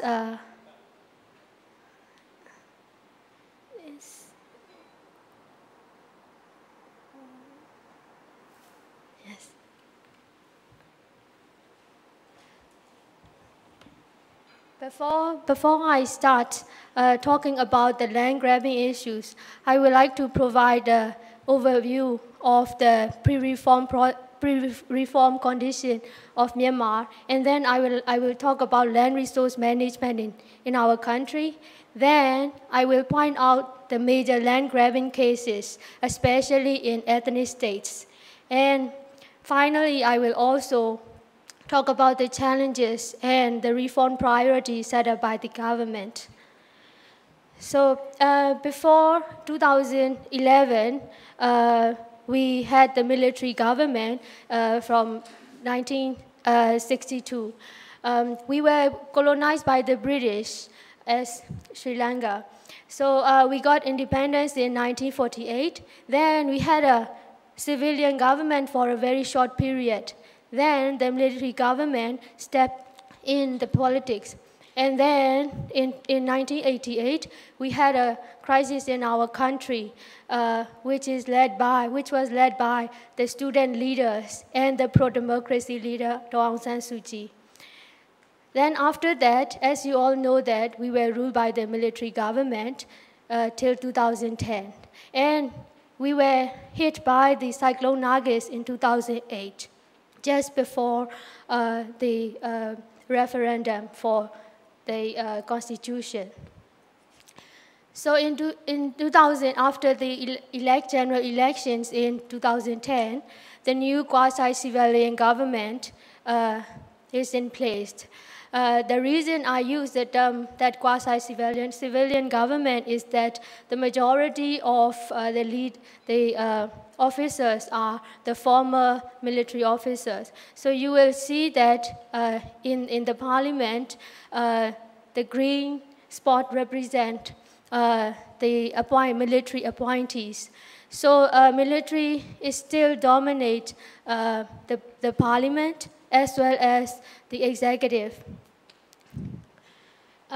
Before 2011, as you all know, that Myanmar was isolated from the international communities for 5 decades. So the failed economic policy also left the country as one of the least developed countries in the whole world. So Human Development Index is also lower than that of comparable countries in ASEAN. So according to the IHLCA survey, 1/5 of children in poor families are not enrolled in primary education.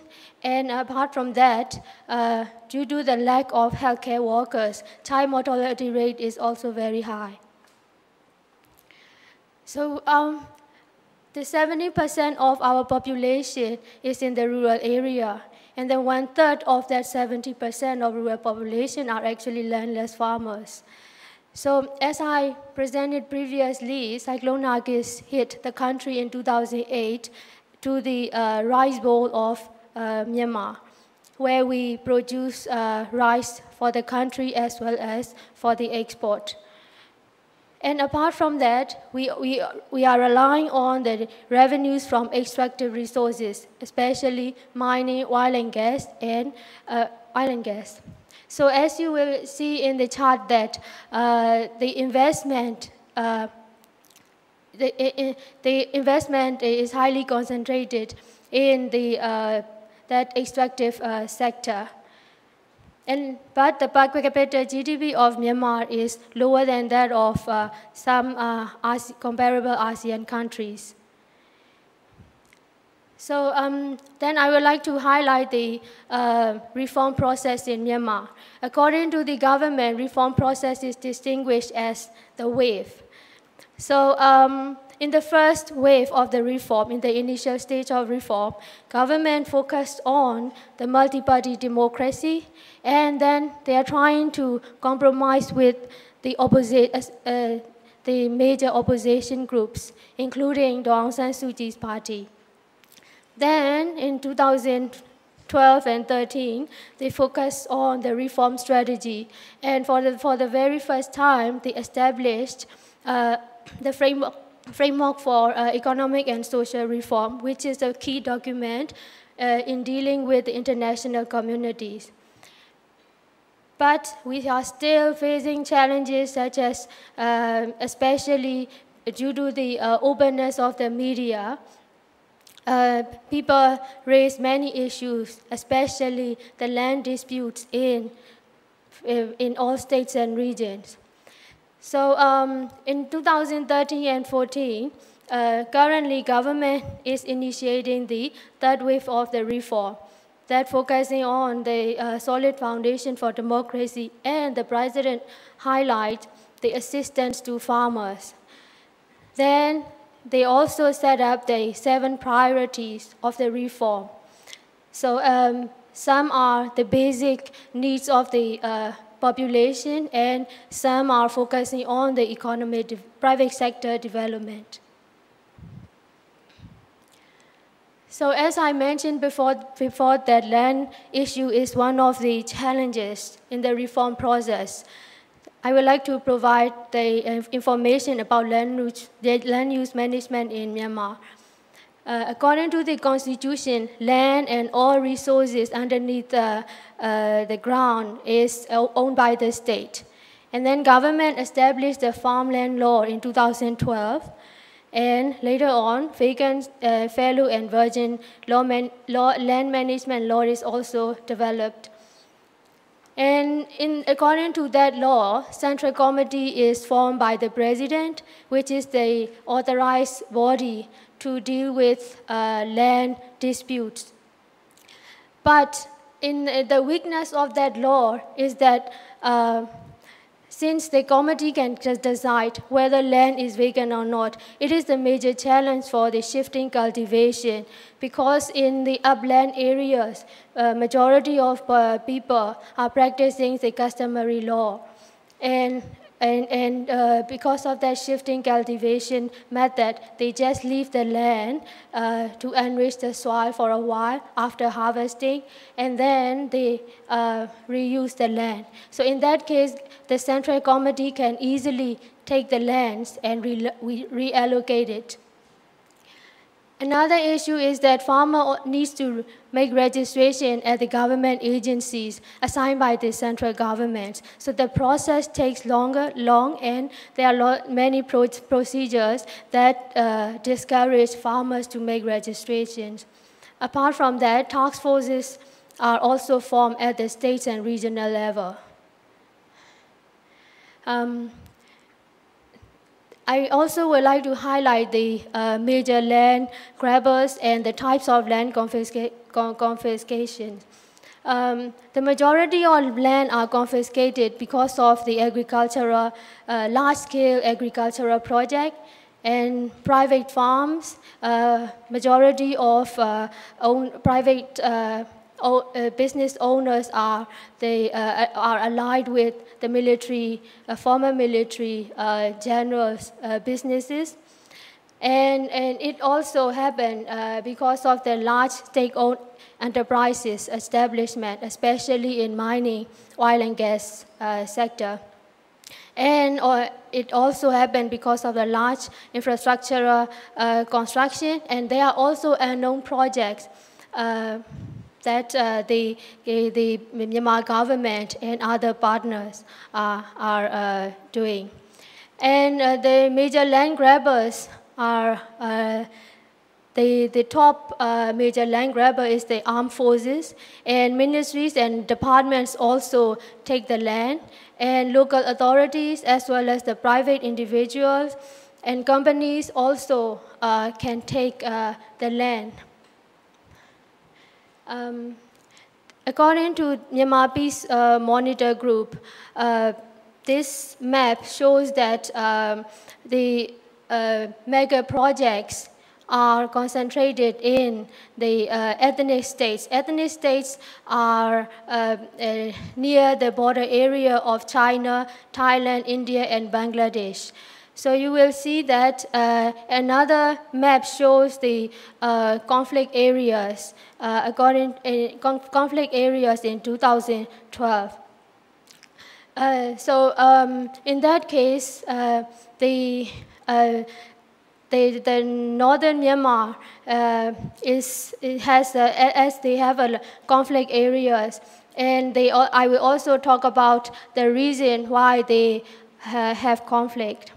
Because they have a Myitsone Dam project, which is the bilateral business between China and Burmese government. Then in 2010 and 2011, because of the protest, the president, after the civilian government has stepped in, the president announced that during the administration, they will suspend that Myitsone Dam. But of course, people do not know what happened after their administration, because we will have another elections in 2015. So another conflict area due to the land grabbing issues is that in central Myanmar, where the copper mining project is located. It is also the business between a Chinese company and Myanmar state-owned economic enterprise. And this is the picture that the government means that the police force show that rule of law is the key to attract and protect the foreign investment. So in that case, they mean that they have to control the protesters. So another major area of land grabbing is in the southern Myanmar, where the government and Thailand government is keen to establish the Dawei deep sea port. That project is also, currently it has been suspended. However, it will be resumed after having the agreement with Japanese government and the Korean government. Because in Thailand, as you all know, that the political situation is also unstable. So before I point out the policy priorities, I would like to highlight the challenges of the rural development and the whole reform process in our country. The very first thing is that we don't have a proper national land information system.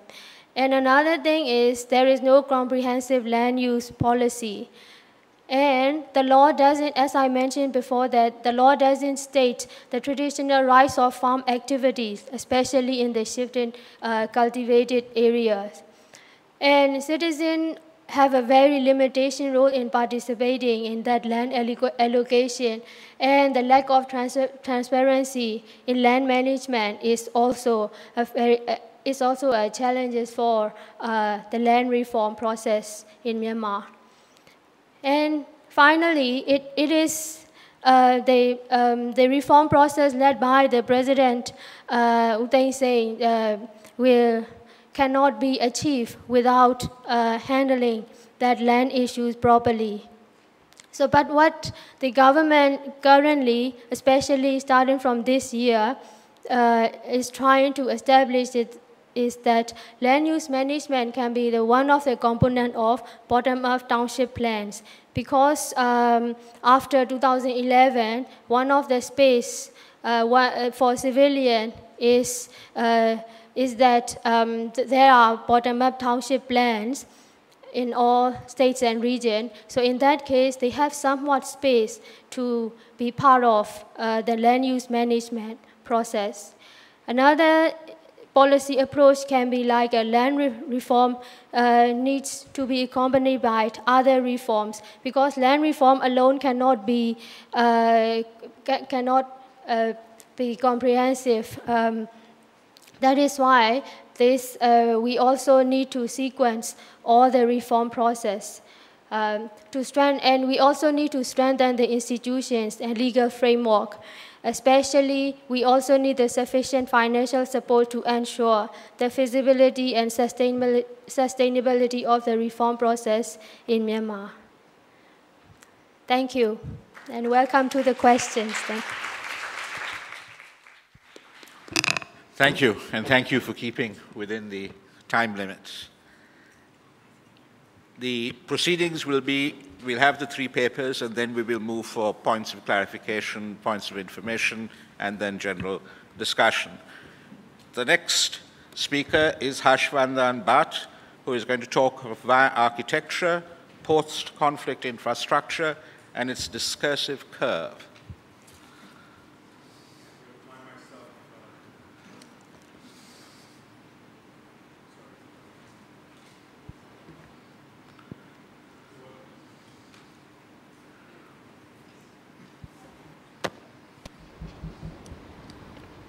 Oh, okay, okay. All right.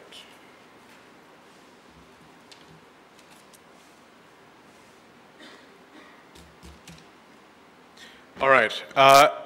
Well, great to be back in Colombo. Thanks for having me, Sepa.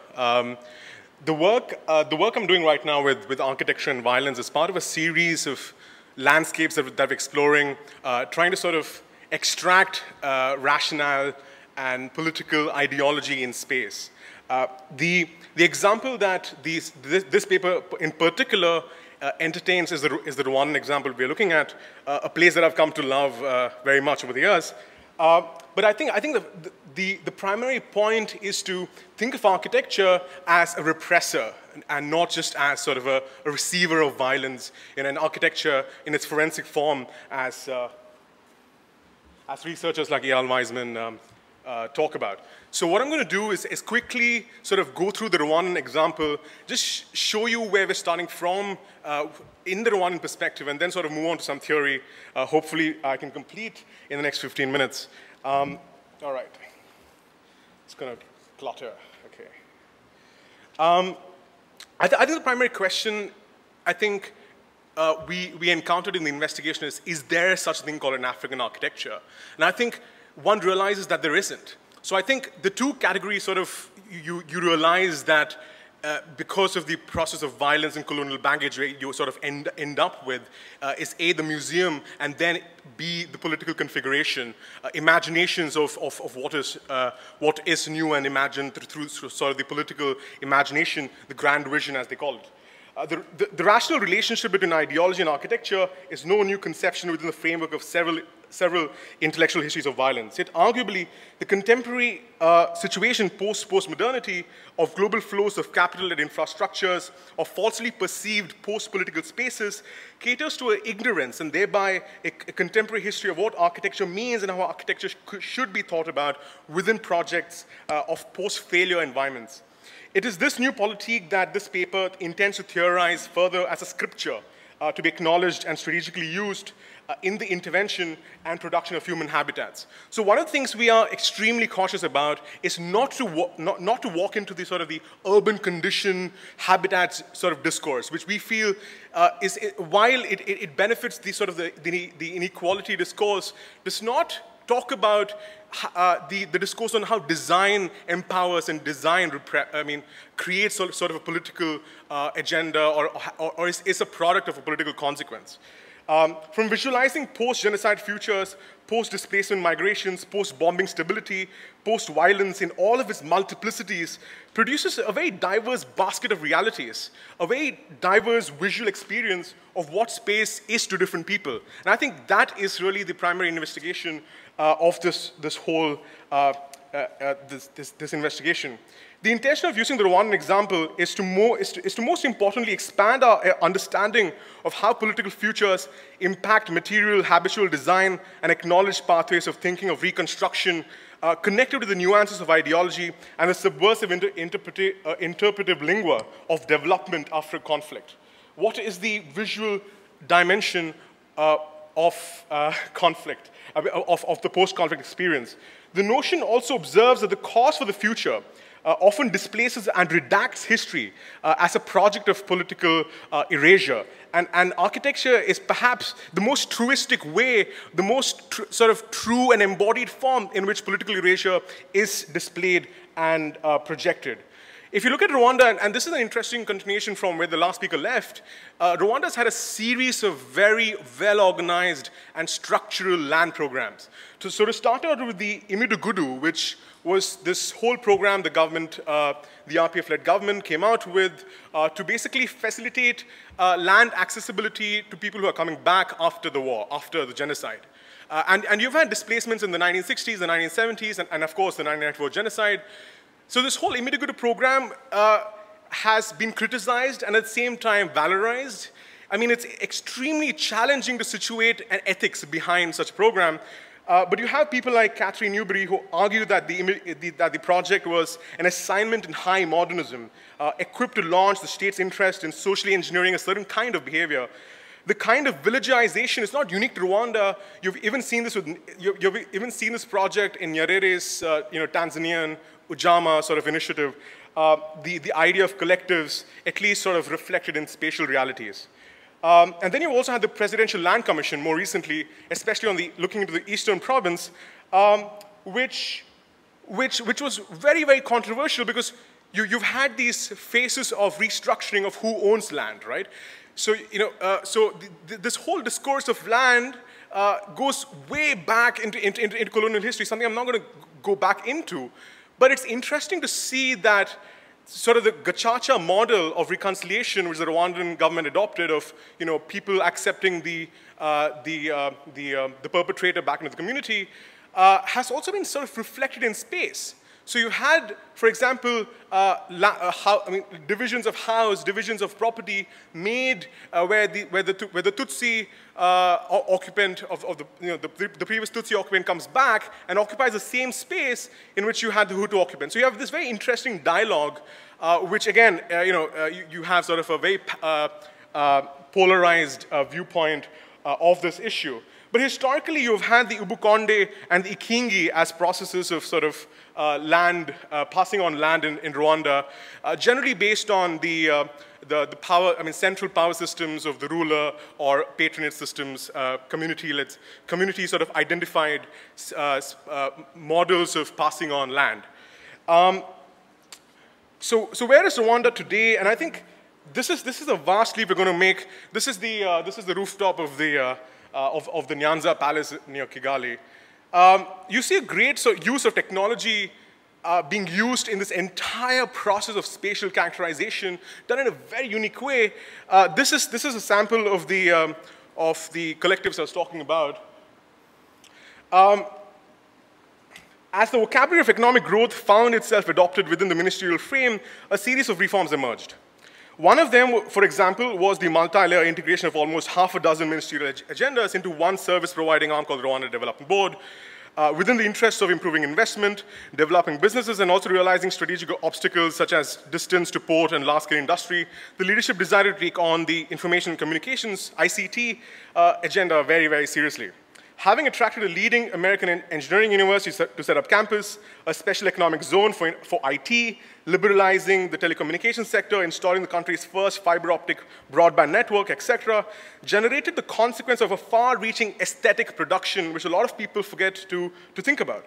With the 2010 Surbana master plan, a Singaporean firm, of 132 square kilometers of Kigali, Kagame's imaginary of visualizing an African Singapore went one step ahead. So Kigali had its first street signs in history about 2 years ago. These are the Kigali 2020 estates, not far from where I lived, sort of very reflective of the aesthetic production that the government is trying to make. This is how central Kigali is supposed to look like in a couple of years once the government actually gets the money to do this. This whole process of design has displaced hundreds of thousands of people. I mean, we don't really know the numbers. The government has some some relatively good statistics on this, but they've all been built. They've all been sort of resettled in other settlements in the peripheries of the city. An example of sort of the clearing done for the master plan. Again, the extensive nature. I mean, I invite you to just have a look at the Surbana plan because the amount of detail that the whole plan provokes is absolutely fascinating. And I think this is where sort of the dichotomy of the whole thing comes out into picture is how can we imagine such a future when the economy does not exist to sustain such an imaginary? And is such an imaginary even a good idea? Is it sustainable? Whose dreams are we sort of talking, I mean, whose songs are we singing in this production of aesthetic capital of sorts? The nature of the project visually, aesthetically, is neoliberal without a doubt.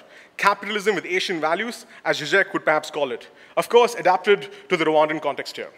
The completed phase of the Gachiro 2020 estates that I just showed you earlier, seemingly zonal, modular, reproductive as spatial products, replicate a European aesthetic of a typical house, replicas of each other scattered mathematically over a hill. Other extensions nearby have been built by Chinese contractors and Chinese workers. The Kigali master plan, I think, masters in a way the zonal sort of perspective of spatial planning. Let me for a moment, take you on a metaphorical leeway. I mean, this is a Kigali city tower. This is Kigali's tallest building. Imagine Emmanuel the farmer walking into Kigali. It all looks great. But you're talking about 98% of the population not having access to any of this.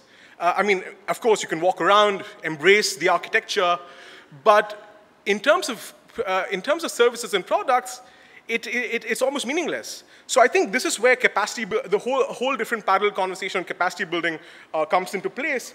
But in a landscape which is largely built with corrugated iron sheets, cardboard sheeting, local tiles, gravel paths to walk in, I think there's a real sort of silence in the imaginary gap of the two worlds. And so there's this sort of spatial confusion that this produces. So just to walk into some theory, what makes post-conflict infrastructure in all its further contention a very controversial parallax is its subjugated confusion as a modern discipline in placing itself either as a practice of the expert versus a community or a place-led practice. Who rebuilds? What determines a rebuild? Whose politics articulates the rebuild of a destroyed space? What the development industry has arguably done over the past few decades is influence the development of infrastructure as per a perceived epistemology of science, that only one kind of science exists, and therefore only one imagination of development exists. So this whole sort of conversation on growth has produced a very sort of, I mean, not to use one of those swear words again, but very linear way of thinking about spatial development, about spatial aesthetics. The intended consequence, the Sloterdijken bubble, the great canvas of models, anticipating political monkey see, monkey do concepts, and systems finally corrupted and speculation bound thanks to the complexity of diverse human societies. And I think this brings us to two fundamental viewpoints. The first fundamental viewpoint here is that the leadership wants to participate in the global flow. And the leadership, in doing that, sort of acknowledges that growth is reconciliation. And this whole concept that growth is reconciliation is somehow, perhaps in many ways, not human enough. To further expand certain governments, for example, have taken up the neoliberal project from a very strong representative direction. And I think this is an example of it. I was reading Sebald recently and on the national history of destruction, and the very interesting observations on the German experience after the air bombings. And I quote, "As Heinrich Böll acknowledged, with what we found when we came back home, proves on closer inspection to be an instrument already tuned to individual and collective amnesia, and probably influenced by pre-conscious self-censorship, a means of obscuring a world that could no longer be presented in comprehensible terms. There was a tacit agreement, equally binding on everyone, that the true state of material and moral ruin in which the country found itself was not to be described. The darkest aspects of the final act of destruction as experienced by the great majority of the German population remained under a kind of taboo, like a shameful family secret, a secret that perhaps could not even be privately acknowledged. And I think the most fascinating thing in the post-war infrastructure discourse is how the post-war infrastructure, the whole discourse, how it never connects with the European experience. Although a lot of this material is coming from Europe. And I think that's the dichotomy of it. There's a whole recycling here, a recycling that space appears to feel like the way it was before. But here you have a project of creating a new memory, a new imagination, a new enforcement of a political value to secure a certain kind of politics. This is one of the plans. This is the new SEZ section. They have the wetlands in between, and I'm just basically just to give you an idea of scale here. This is Kigali in 1999, the first one on the left. 2002 and 2011. This is the largest expansion Kigali has ever seen in its history.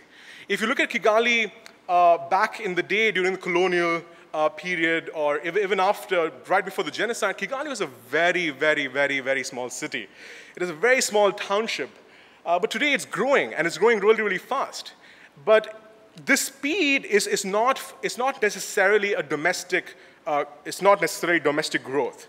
And I think that it's very interesting to see how the political economy of the global flow sort of integrates itself with spatial capital on this note.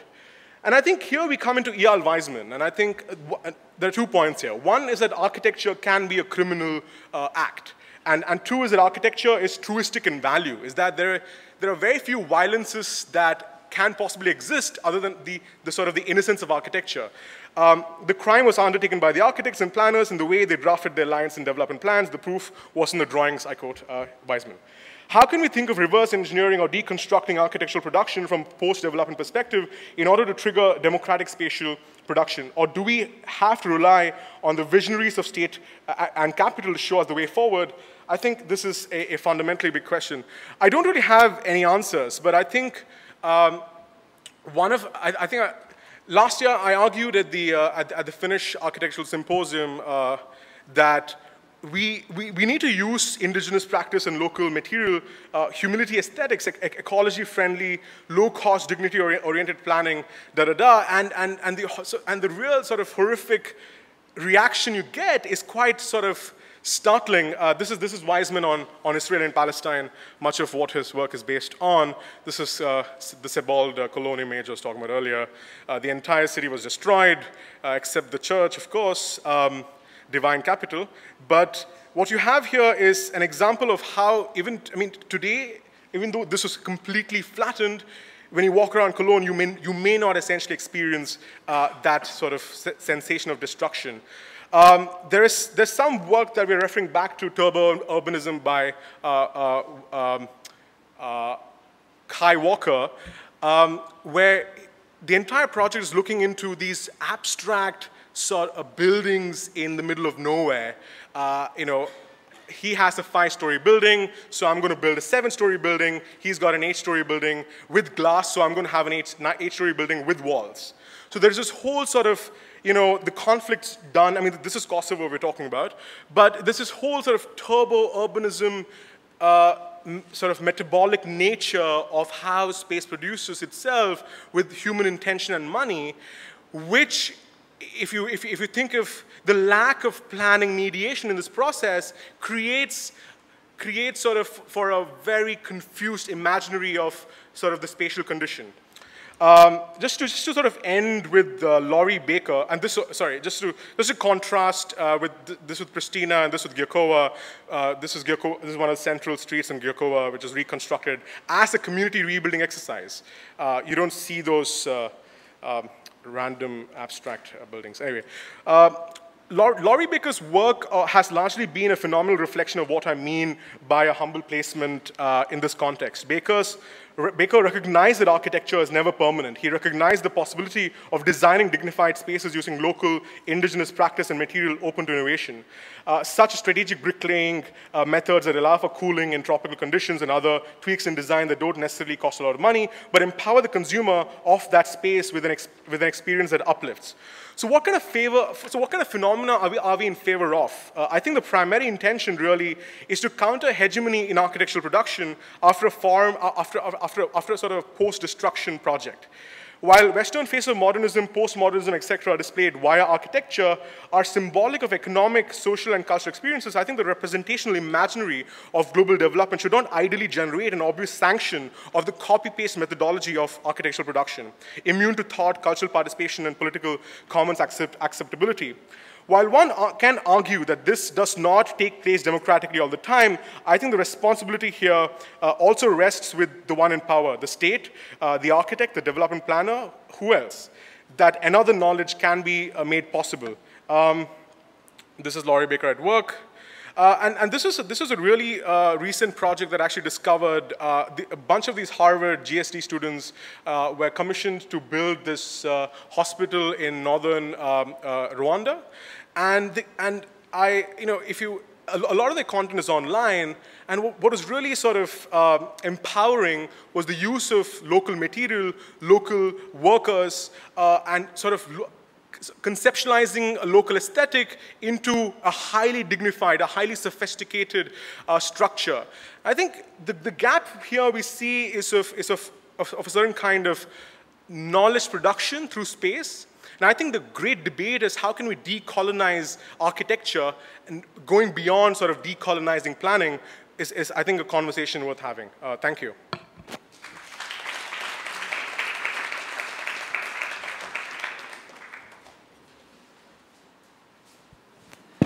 Thank you. Thank you again for keeping within the time limits as well. The final presentation is by Devaka Gunawardena. He's a PhD candidate at the University of California, Los Angeles, and the paper is titled The New Regime of Urban Accumulation, the Development of Colombo After the Sri Lankan Civil War.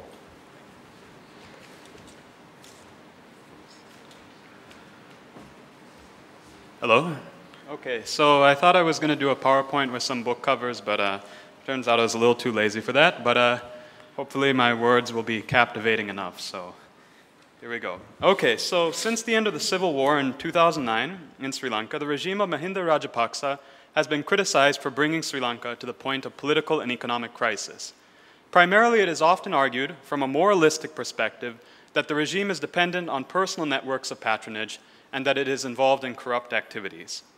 At the same time, the regime is part of a larger society and thus reflects trends in the overall development of the country.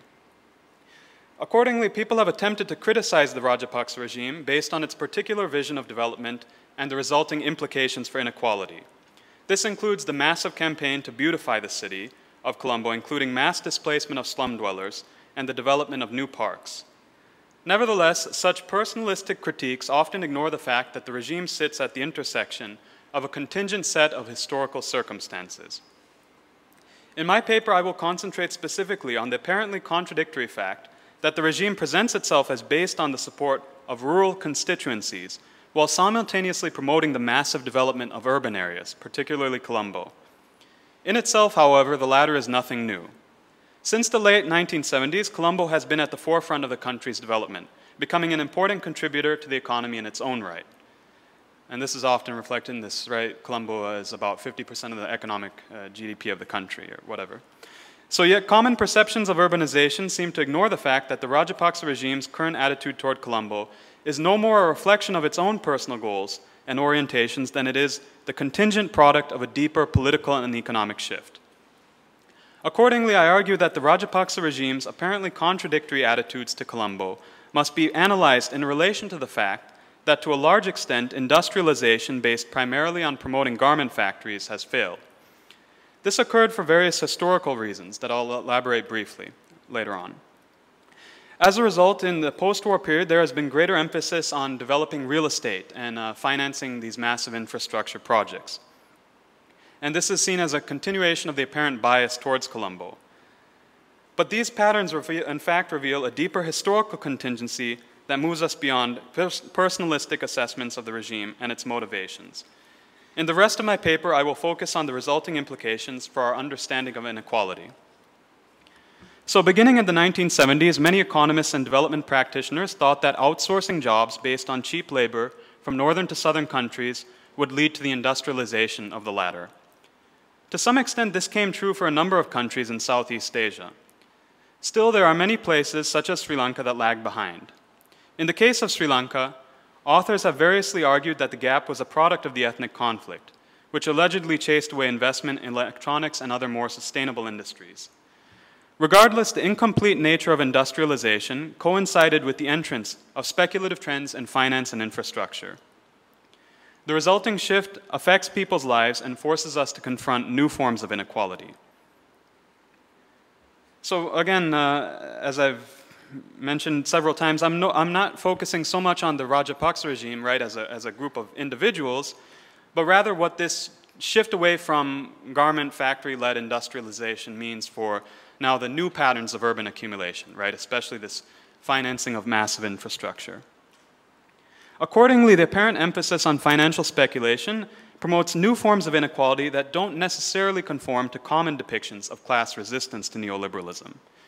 Instead, these trends demand a critical framework that speaks more persuasively to the ambiguous nature of contemporary class anxieties in southern countries. And here touching on issues of, for example, debt and cost of living, right? Issues of consumption that now have become the focus of much political attention. So in the conclusion, I'll discuss briefly this alternative of populism as a historical and comparative framework. And it can enable us to think about the novel ways in which popular constituencies are both managed by and possibly resistant to regimes in Sri Lanka. So I just realized, yeah, I mean, I'll try and turn this into a more conversational piece because I don't know how much time I have. So anyways, there's this whole issue, right, of late industrialization, right? So this began really under J.R. Jayawardena in the late 1970s, right? So he began promoting garment factories just north of the city of Colombo as a way to industrialize the country. And in fact, many economists were very optimistic towards these developments. For example, the economists Premachandra Attukorala and Sarath Rajapatirana offer an optimistic narrative of these potential changes, describing the diffusion of technical skills and the expansion of industry to about 25% of the GDP by the mid-1990s. Again, much of it overwhelmingly concentrated in manufacturing and particularly garment industries.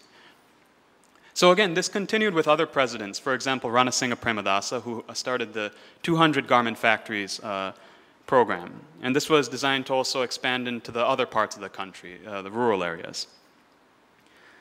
Nevertheless, I argue that by around the time of, later part of Chandrika Kumaratunga's tenure, the president after Premadasa, there was already a subtle shift to real estate and telecommunications as new areas of growth in the economy.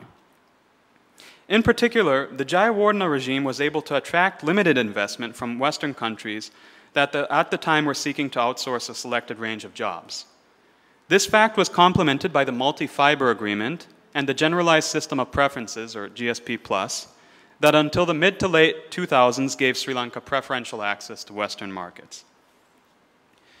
In contrast, it's striking to note how the narrative about garment factories providing the backbone of the country's development has disappeared. As one report by the Ahilan newspaper, quoting a Free Trade Zone Union secretary, puts it, prior to 2004, there were over 1 million workers in 832 garment factories spread countrywide. But after the quota system of the WTO was abolished, only 318 factories remain, employing 283,000 workers, with several medium and small-scale factories closing down. So more generally, it's also seen in the larger development literature that actually garment factories as well are kind of a weak basis for industrialization because of what Jane Wills and Angela Hill argue are low startup entry costs, labor intensity, and the ease of subcontracting. Right? So this, again, affects it as a substantive basis for industrialization. So given these factors, it's useful to inquire into the particular historical experiences from which we generalize to larger narratives about modernization and development. Toward this end, anthropologist James Ferguson's work, and here I would have had a picture of James Ferguson's book, on the decline of mining in the Zambian copper belt is useful to think with. In fact, his book is called Expectations of Modernity, right? He argues that such decline during the 1980s, coupled with the impact of structural adjustment programs, has led to Zambians' renewed longing for older modernization narratives in the context of the continent of Africa, which has been increasingly bypassed by these narratives of success in globalization, right? So taking Ferguson's analytic approach in a different direction, in my paper I'm not so much interested in pursuing a genealogy of development as I am tracking the implications of these shifting historical circumstances for our understanding of inequality, right? So inequality in a broad sense, right? How do we understand it based on class or these new forms of finance, for example? So in the case of Sri Lanka, this is in fact reflected in the incomplete project of an outsourcing as a model for industrialization and the development of class relations. So now I'm going to turn to the new trends, right, which are the financial speculation in infrastructure. So in the post-war period, you know, there's been a lot of talk about this economic success, right? And here, I mean, I use the term post-war a little vaguely because actually the statistics I'm looking at go from 2007 to 2012. So in fact, some of these trends were already beginning before the war ended, but I see it as a reflection of the larger thrust after the war. So, you know, people often say, for example, the Rajapaksa regime has achieved, you know, very high GDP growth rates of about 8% a year, slightly decreasing balance of payments deficit, and a modest increase in external debt from 42.5% to 49.5%. Nevertheless, we need to contextualize these abstract indicators and look at the actual shifts in specific areas of the economy, right? So people often talk about this as if we're going from industrial to service sector. But what does this really mean, right? Again, if we take this idea of the industrial sector, for example, as I've mentioned before, a lot of this was underpinning was garment factories, right? So what is the new implication of the turn to the service sector, right? And actually, this also goes back to, you know, presentation yesterday where Muthukrishna Saravanamuttu was talking about, you know, specifically disaggregating, right, growth rates and looking at which areas of the economy are being affected. So if we actually look at national debt, we see a steady rise in the government's dependence on finance. And this includes a significant increase in private short-term credit and loans to finance the balance of payments gap. So, you know, just some brief statistics. Financial markets have come to own about 34% of the external debt in 2012, as opposed to just 13% in 2007. Radical leap, right? Short-term debt as a proportion of external debt has shot up about 5 times. And so even neoliberal critics of the regime are complaining that it's relying too much on commercial borrowing and not enough on foreign direct investment, right? The good kind of investment. So where's this finance really coming from? So it's being invested in infrastructure, right? And so in contrast now to the tremendous growth for manufacturing during the 1980s, for example, construction now achieves comparatively higher growth rates vis-a-vis manufacturing. So construction is really crucial now. In addition, this is seen as developing a platform for real estate. And this includes leasing lands and selling bonds through state banks to foreign investors. And you can see this as Ahilan Kadirgamar mentioned yesterday, just massive expansion of state bonds, right? You can see all these various banks are releasing, you know, floating $1 billion bonds and all. So I argue that the shift is a product of several factors, which I can only briefly mention here. These include contemporary discourses of Asian prosperity, the global hegemony of finance capitalism, and historical limits to neoliberalism, specifically outsourcing that I described in the previous section. So this isn't to say that manufacturing has simply disappeared, but rather it now stagnates as a proportion of the GDP with limited possibilities for diversification.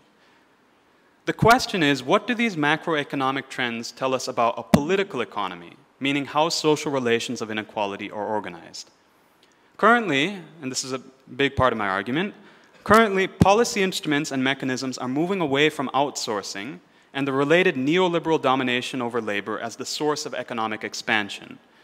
Instead, they are turning to finance as a means of redistribution among classes, resulting in the expansion of elite networks of accumulation, as seen in Colombo's development. So I propose that this, in fact, may account for the difficulty in identifying contemporary class struggles in Sri Lanka.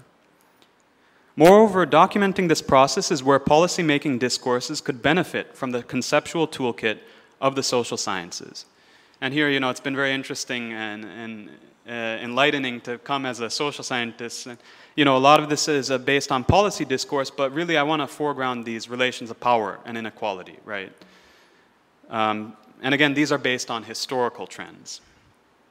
So I'm going to skip the next section I had on the state for reasons of time, but I'll just briefly summarize. So basically, all these economic changes are reflected in the state institutions.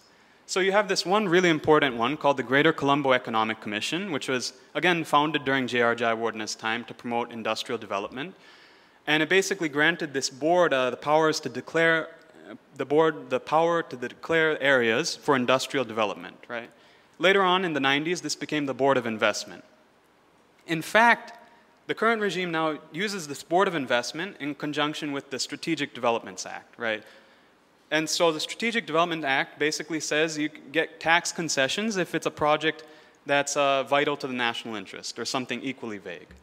So again, whereas the Greater Colombo Economic Commission was based on precisely industrial development, this is a much more expanded, ambiguous definition of what's in the public interest, right? But again, it's through these state institutions that you're seeing then the reconfiguration of elite networks of accumulation. And here you see people complaining, for example, about James Packer getting tax concessions for this casino resort. And just in general, right, the expansion of bonds precisely through state banks.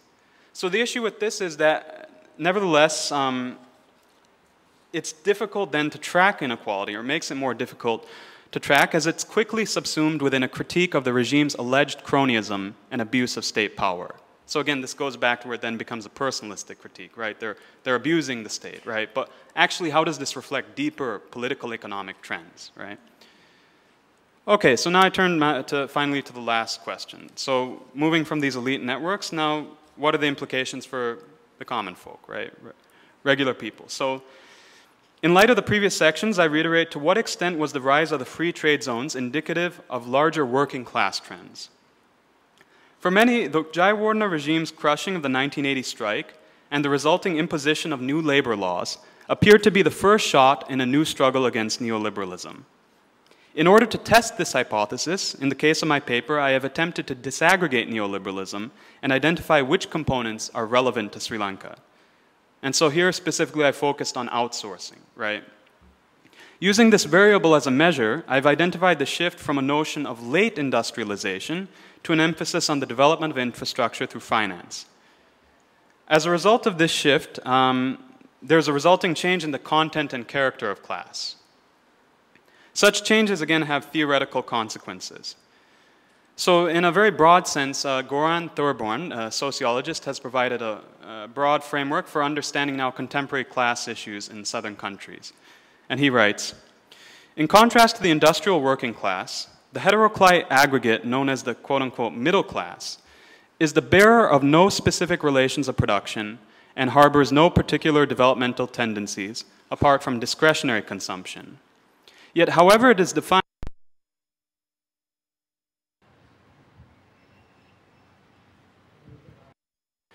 its salience growing with the decline or disorganization of the industrial proletariat.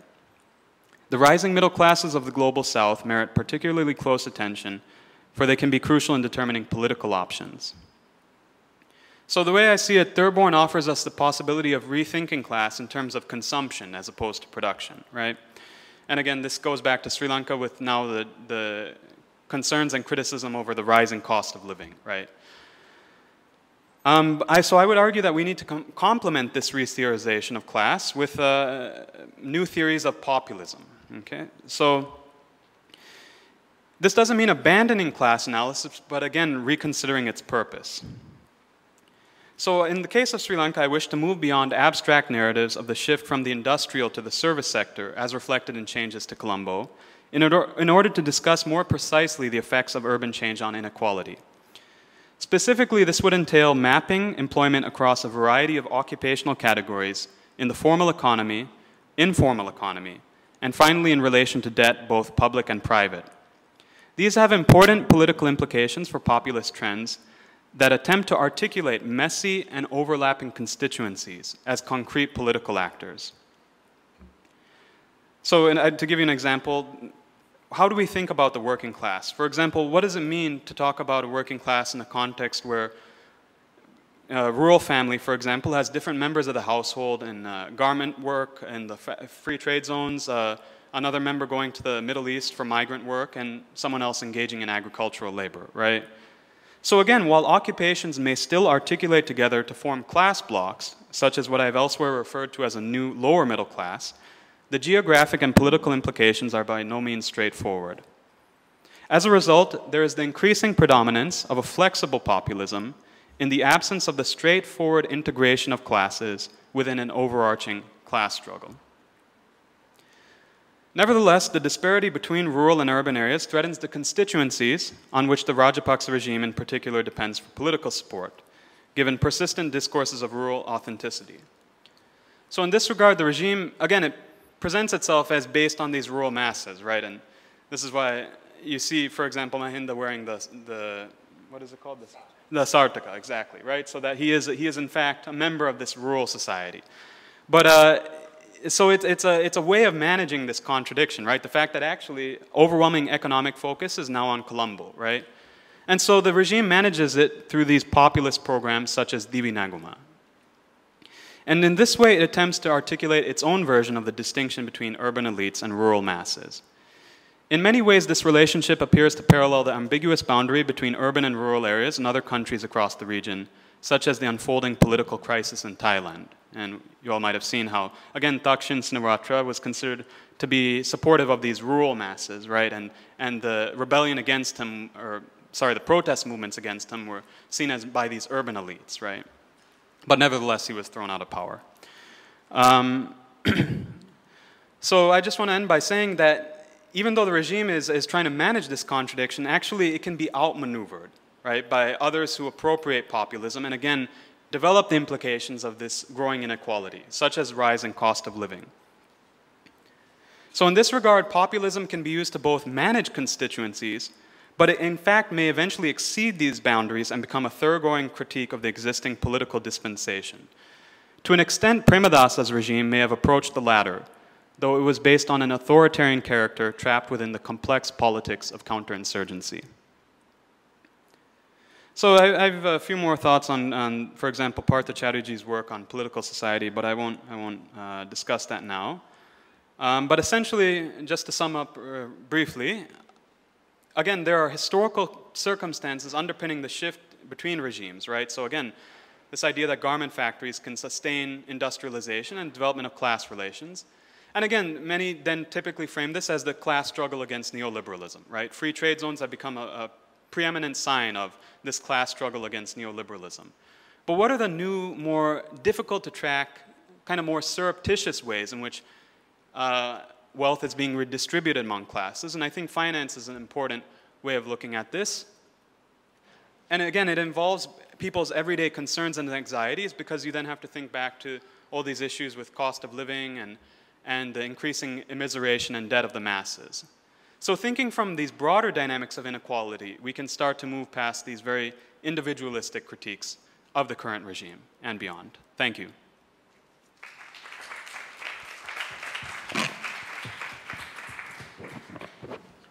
Thank you. Before we go into a general question and answer session, are there any points of information or clarification anyone would like to ask from the speakers?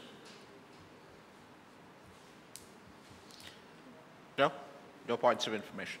Okay, I think we've had three very rich presentations taken together, rather reminiscent of the opening lines of Anna Karenina about happy families and unhappy families.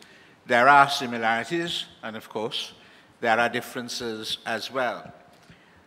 Sitting from where I am, and in terms of the disciplines that I was taught, I suppose one of the key questions that arises to me is that whole point about power and the whole question of who sets the agenda in terms of demarcating the space and for what purpose, and indeed for what design.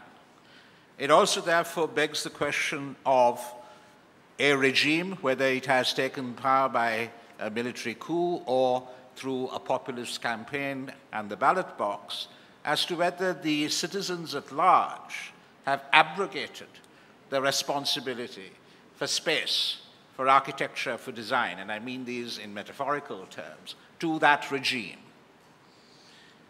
Is the argument about participation, about inclusion, about marginalization, does it take into account the anxieties and frustrations of an intelligentsia or literate middle class who assume that the citizens in the provinces and in the villages, etc., are being played out, de-represented by the programs of architecture and the demarcations of space? Who is thrilled by the post-war modernization? Is it the middle class intelligentsia who feel that this is in some way a crass characterization and a firm, deliberate attempt to recreate and rewrite history? Or is this the vision that the less articulate sections of society really want realized? Who are the great supporters in the Sri Lankan context, for example, of the developmental projects and the beautification? Well, there's one very close by, and as we all know, there are more people outside than inside the buildings, and they go there because that is a space for them to congregate, to meet, whatever. But in terms of a financial proposition, I suggest to you that it's probably a dud at the end of the day. But I think these are important questions that we need to ask if we're going to go into this whole point about space, about the demarcation of space, the setting of the agenda. The other issue that comes up very strongly is allied to that, but that is about the rule of law. That wherever one is talking about land, talking about resources, the rule of law becomes tremendously important. And the rule of law in itself, I mean, I come from a very liberal tradition, and I'm a great passionate champion of the rule of law, as understood a la Dicey right to the current day. But there are those who will make the point that the rule of law in itself is an instrument of oppression. Yeah? That it is used to help, to support, to give advantage to certain sections of the population as opposed to others. And I was struck, I would like actually clarification from Sunanda, where she said in her piece, her presentation, that in Myanmar, all land is owned by the state. So there is no private land. There's no notion of private land. No, according to the constitution, land is owned by the state. Of course, the private sector can access to land based on the grant system. So it means that government can take the land anytime. But that is acquisition. There is a recognition that it is acquisition, that there needs to be a process by which it is taken over. Mm-hmm. Yeah? It's not an automatic right of just taking it over, at least ostensibly as far as the law is concerned. Yes. Yeah, I mean, so it does beg those questions of what the legal foundation is and the political implications of that legal foundation. So anyone wants to kick off with question, comment to begin with? Yes, please. Is there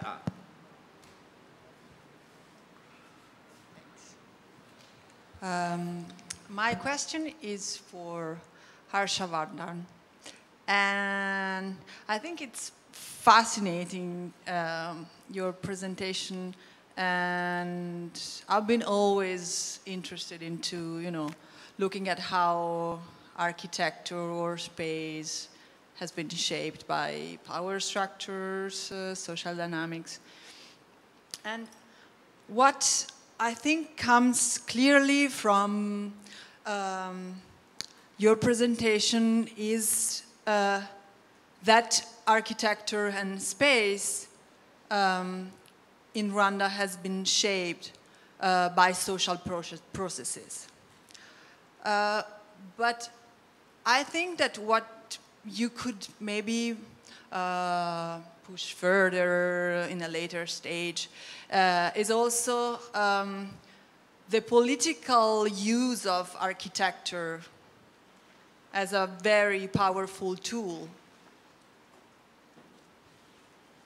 I mean, do you think there has been any message to be delivered?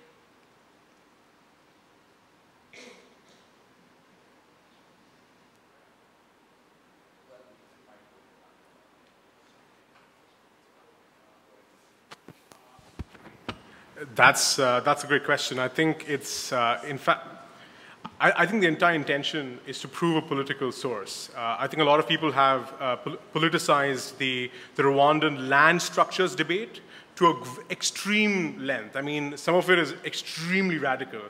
I must confess that having worked on Government of Rwanda projects myself, I have seen the government side of the story here as well. So my intention here is not to walk into the land debate because it is fundamentally politicized. In fact, one of the causes for the genocide in 1994 was land itself. So, and previous histories of violence in 1960 and 1970. So land structuring is intricately human and political. Architecture is something we are working on right now, and it is in a way consolidating the state's power, consolidating the state's representation in the international economy. The World Bank's obviously hailed Rwanda for its, for its business index and East 2 business index. You've had all of these numbers that have come up in Rwanda, but it's largely elite consumption. It's the diaspora that's coming back. It's the expat economy. It's very Kigali. One of the views that I think the Rwandan government has held for a very long time is that if it works in Kigali, it will work everywhere. So Kigali for the government has been an experimental project. So there are two sort of opposing dialogues here. One is that you talk about development, we will show you development. So I think that's what Paul Kagame has always said. On the other hand, you also have this sort of this vernacularity issue where we're just talking about, well, this is of course a small group of rights, conversation there, but on the larger segment, there is this sense that it is not reflective of the Rwandan economy. This production of space is not reflective of what the economy really is. So it's a very sort of disconnected production of space being done through political power. I mean, it is exclusively the enforcement of political power. There have almost been no protests to the entire displacement that has taken place in Kigali. Everyone seems to be very happy. So again, there are anthropological questions here. There are rights-based questions here. But I think I must say that I think one should consider the intentions of the government, but at the same time be critical, but I think there's got to be sort of a balance to it, and not sort of fall into the Rwanda studies criticality discourse, which I've tried to avoid. Ahilan?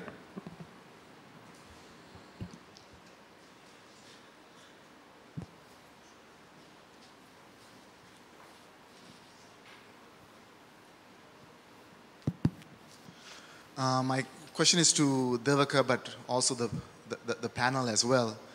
In terms of this emphasis on space, right? Or in Devaka's case, this kind of shift that you have described to finance, and then finance related to urbanization.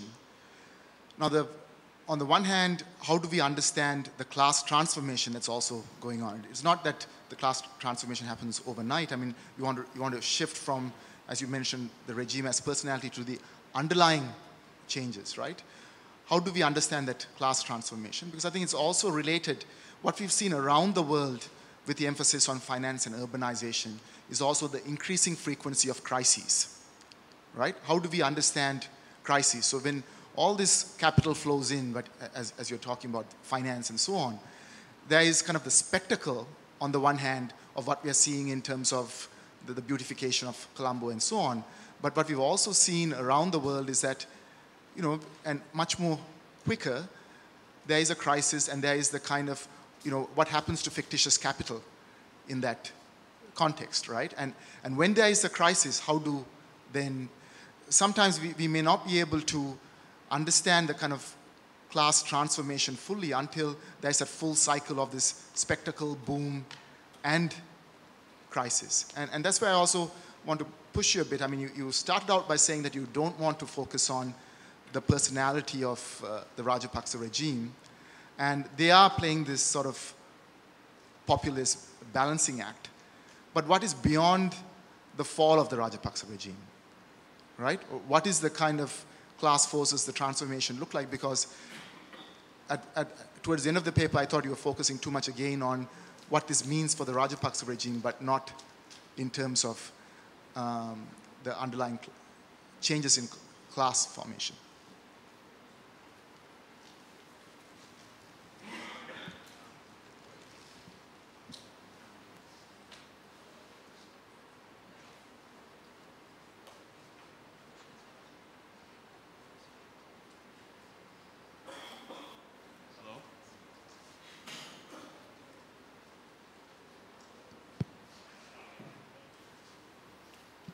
Okay, right. Thank you for those questions. So I guess briefly, I mean, I'm still thinking out this issue myself, so I mean, I don't know. I mean, I think in terms of crisis, the issue I have with this narrative is that it forecloses certain understandings just as it opens up others, right? So it kind of presses us to act, right? But it's also, in some ways, to me, not taking into consideration the ways in which people are currently living, right? It's kind of predicated on what's going to happen in the future. But what are the new relations that are emerging in the present, right? So how do people live with that? What are the kinds of basic issues people now have with this increase in the cost of goods and, you know, whatever the case may be? And so, I mean, I think that it's true that to a certain extent we only know what's really going on until the historical moment has passed, right? You know, quoting Hegel, right, that when the owl of Minerva has flown, that's when we actually see what was really the outcome of that historical trajectory. And in that sense, maybe we won't see the crystallization of the class forces until, you know, there's some crisis and budgets are slashed, right? Like, you know, austerity has been imposed elsewhere, and then you really see people get out into the street in full force, and then you really observe those kinds of class mobilization. But I think that in the meantime, again, I'm not sure whether this concept enables us to analyze what's occurring now in the present, right? Crisis is an implicitly future-oriented idea, right? That this will happen, right? But how do we talk about what's actually going on right now?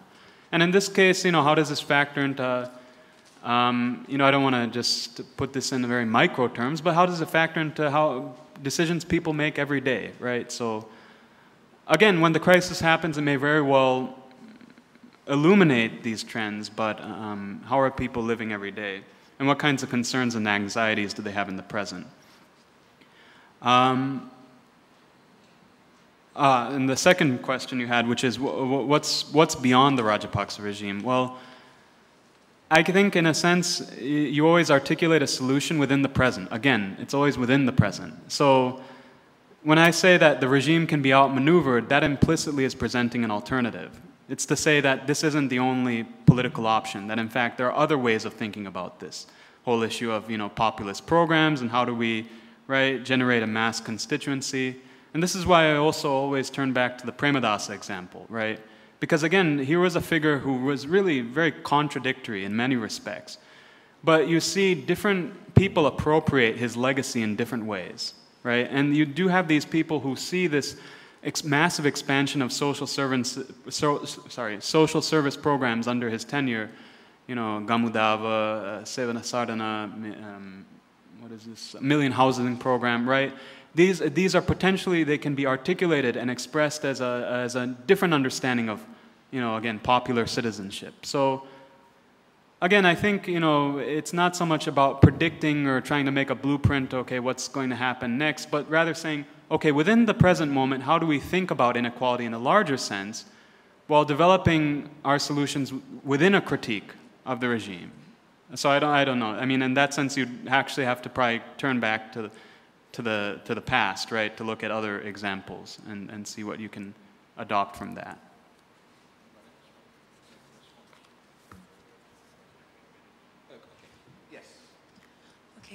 Thank you for your presentation. So my question is linked to some of the comments that the chair made, as well as the first question that was posed. So it is for Harshavardhan, and I'm very intrigued by this notion of architecture being the space for the manifestation, expression, reflection of political discourse, and I think that's absolutely right. And in the Kigali case in particular, you mentioned that you know, there's this sort of discourse as manifested, displayed in the architecture itself, has been characterized by silence, by a sense of taboo, by a sort of willful and deliberate imposition of a political imagining, if I caught that correctly. And this resonates very well with me when I think about other, you know, manifestations of political discourse in Rwanda. In response to the first question, though, you kind of said, that there's been no protest to, like, I understood it to mean no protest to the sort of capital investment itself. But I'm wondering if there must be this display of power dynamics in the space, the architectural space itself. So how does protest, if not protest, at least resistance manifest itself in Kigali? You mentioned the use of local labor and local material outside of Kigali with the building of the hospital, but is it that protest is really not there, or has it just transformed itself in the space of Kigali?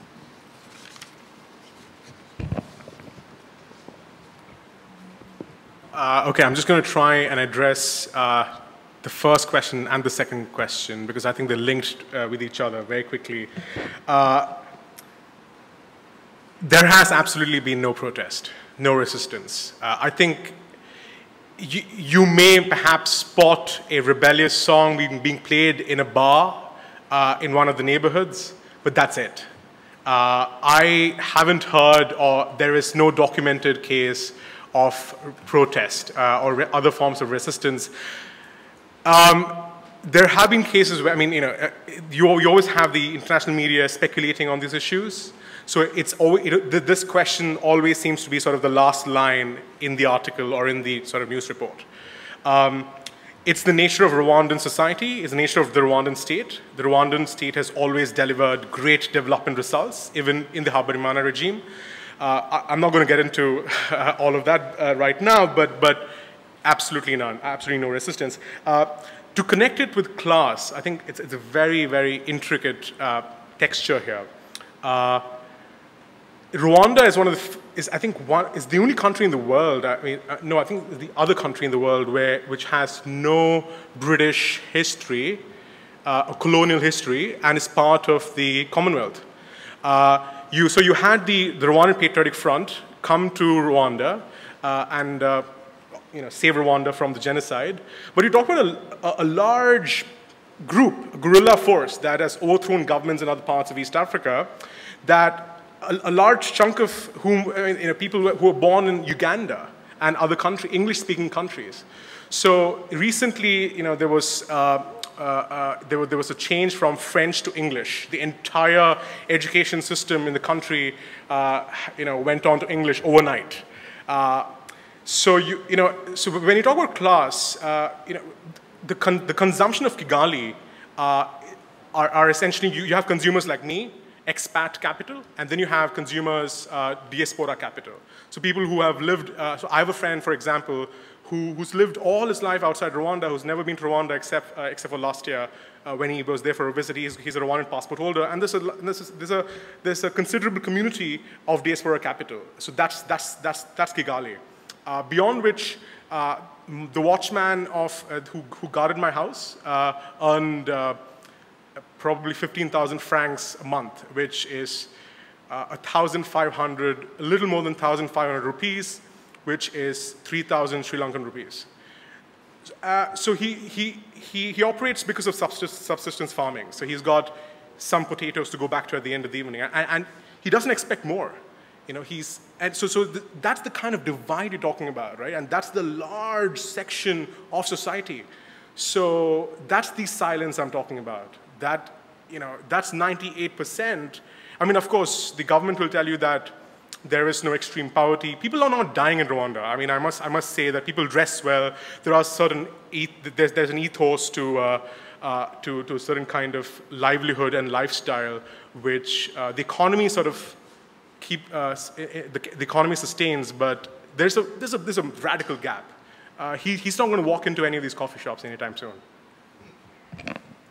I wonder whether I can put that question to Devika and Sunanda in terms of where is the resistance? How is it demonstrated? Who is demonstrating it? Would you like to?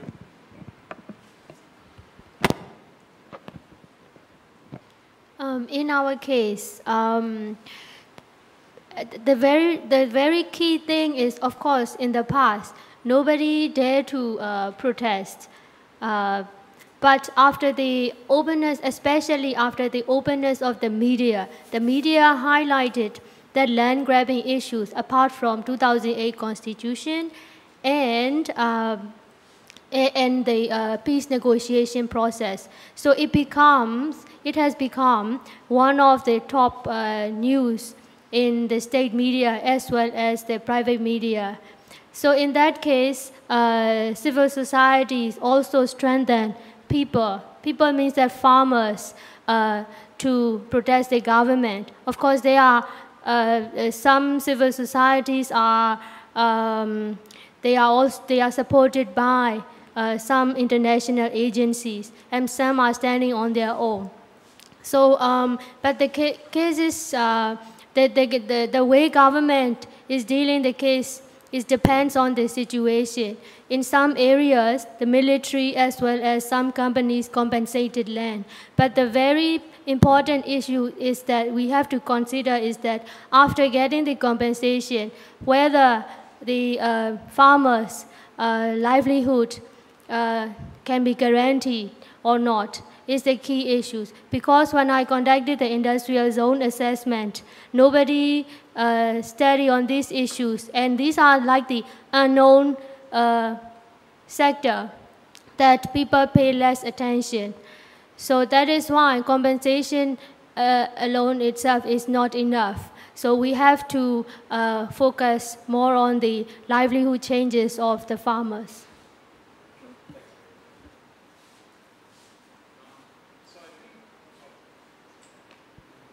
Hello? Okay. So I think this question of where's the resistance, well, I was just thinking how, I came to Sri Lanka, I think in 2006. That was probably the first visit I came when I was an adult. And I remember even back then, just briefly reading, there were protests by trade unions, right? And so it seemed like still there were, ever so often, even during the war, there were protests. That's really declined, surprisingly, but again, not so surprisingly if we take into consideration, right, the broader economic trends and all. So I think now what you're seeing is, these kinds of protests over fuel subsidy hikes, right, with this Fisher's movement, or, the protests against the electricity tariff hikes, and all these cost of living issues, right? But the question is, how do you politicize these, right? Because they then turn into kind of demanding and extracting from the state, but how does it become a kind of larger challenge to the state? So I think there is possibly resistance, but the question is whether it's being articulated as resistance to the regime or the state or whatever, or it's just dealing with more mundane issues. And the last thing I wanted to say was, I know that actually in this paper I didn't focus as much on the civil society critique, and I do think it is relevant, very much, this whole question of the rule of law. We can see that, there's a culture of impunity that affects ability to organize. But I think it still needs to be connected to or embedded in a popular framework, right? Because again, how do you address these issues in a way that's meaningful to people in their everyday lives? And so I think in this sense, shifting away from focus on more international agreements and attempting to leverage the situation in that way, and considering the kinds of popular frameworks that will make these basic issues of rule of law and all relevant and important to people's lives. Thanks. Yeah. Vijay?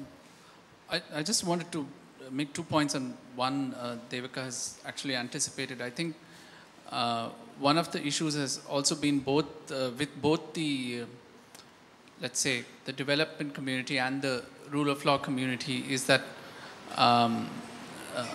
in a sense the politics of space and beyond that the political economy of space has not really been dealt with by either. For one, for the development, first for the rule of law. For the rule of law community, it's been more about certain aspects of process. It's really about how can we dispossess people fairly. But actually it's dispossession nevertheless, even if you do it by due process. Now, and a classic example of this is, all the land acquisition regimes in South Asia that we inherited from the British, right? It's really about how do you make dispossession predictable, follow a certain pattern, so therefore it can be challenged in a court of law. and so on and so forth.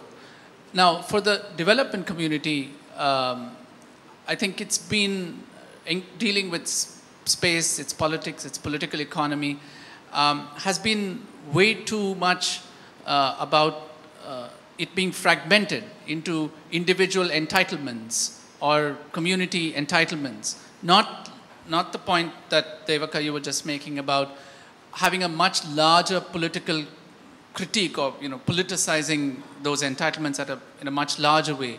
So, for instance, it's been about land titling.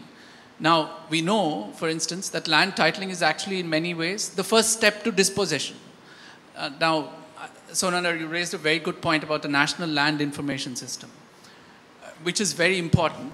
But then, who will use that information? I mean, who is capable of using information about land?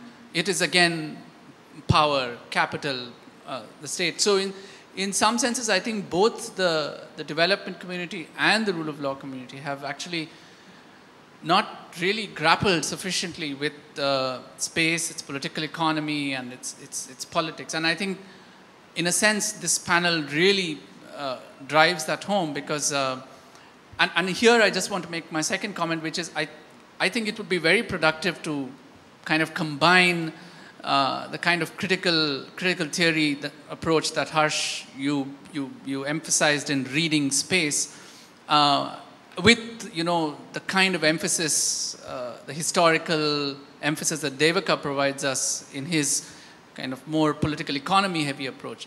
I think the two together is what we need, you know, to give real purchase, you know, to understand the political economy of space. Because, for instance, the free trade zones were also a spatial intervention.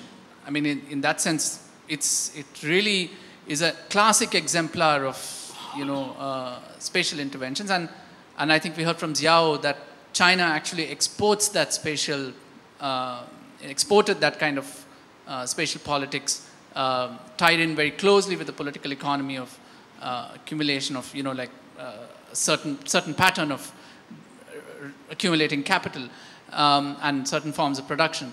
So I think it would be very interesting to do that. And I think in that sense, Devaka's strong political economy, historically grounded kind of assessment would really help us maybe understand a lot more the kind of historical trajectories for why, not just why space looks the way it does, but the people who inhabit those space, why are they divided or organized or segmented the way they are in terms of class particularly. Would anyone like to respond? Sure.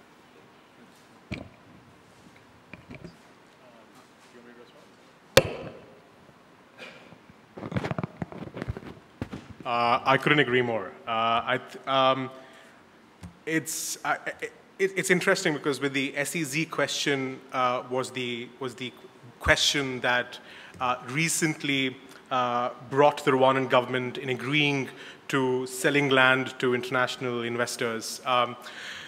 Just to sort of set the record straight as well, I just for for getting it right. I mean, the government has achieved great results. I mean, with health, with nutrition, just to address your earlier query. But I mean, I think the challenge in a lot of these contexts is to embed the history with the politics of space and going beyond land into architecture, for example, especially in places like Rwanda, is what do you go back to? I think it's interesting that when you look back, you see a global flow, right? There's always this global flow, an exchange of ideas of how space should look. It's interesting, that the white man has always been called Muzungu in East Africa generally. And if you look at what the Muzungu is, I mean, okay, this is the metaphorical example. It's only for the metaphorical value here. But I mean, the Muzungu is someone who basically was spinning around and is lost, right? So the Africans saw the Muzungu, and so I mean, the reason why I sort of bring this up is to sort of bring in the language, the lingua, So I think there's a sort of a politics of lingua here as to what language is empowering or pushing down the other. Not to sound too Derridian, but to bring back the Derridian wolf into this whole picture. I mean, how do you catch the wolf? How do you sense the wolf? I'm sorry for those who have not read Derrida, but I think the wolf plays such a strong force in this entire conversation. And I'm not sure if historical analysis in some of these cases provides for that sort of view, development of the view. It may connect to larger global flows like colonial, like the post-colony here, or the colony itself.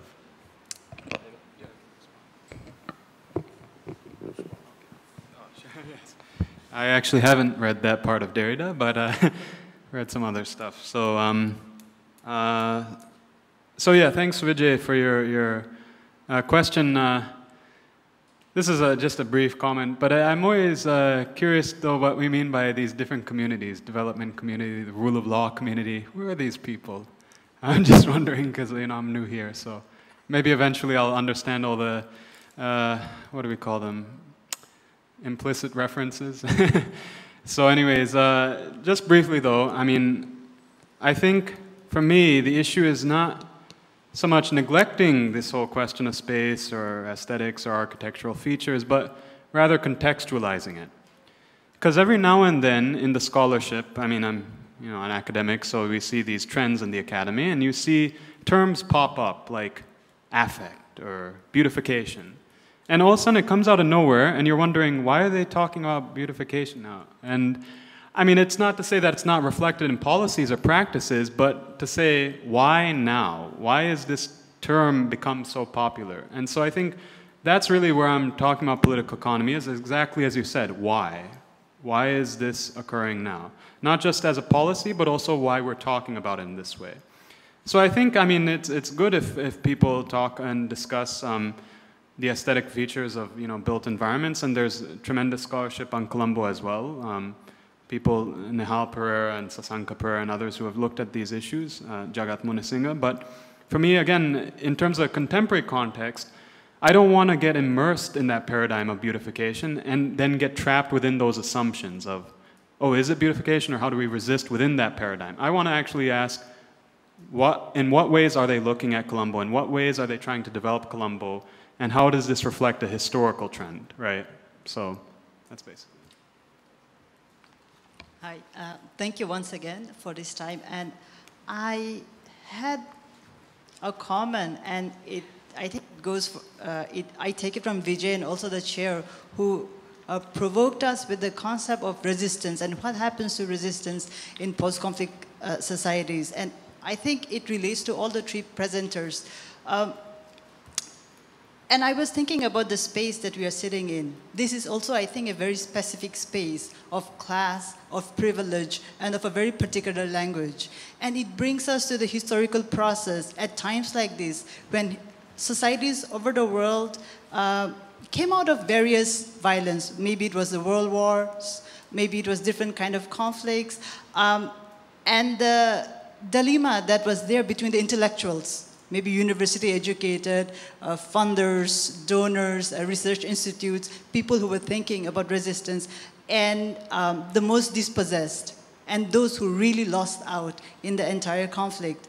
That made me think about, I think, Harsha's example of the security person who guards your house in Kagili, who gets 3,000 Sri Lankan rupees, and somehow that resonates actually very well with Colombo today, because the janitor who cleans the women's restroom gets 3,000 Sri Lankan rupees per month and has 3 children who goes to school.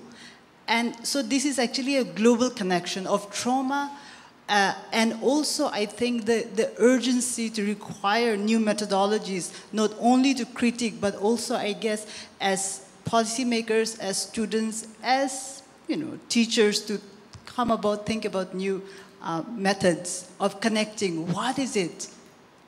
What happens at these times of huge transitions? Thank you. Yes. Good afternoon. Hi, Sarah. Jennifer Heinemann from York.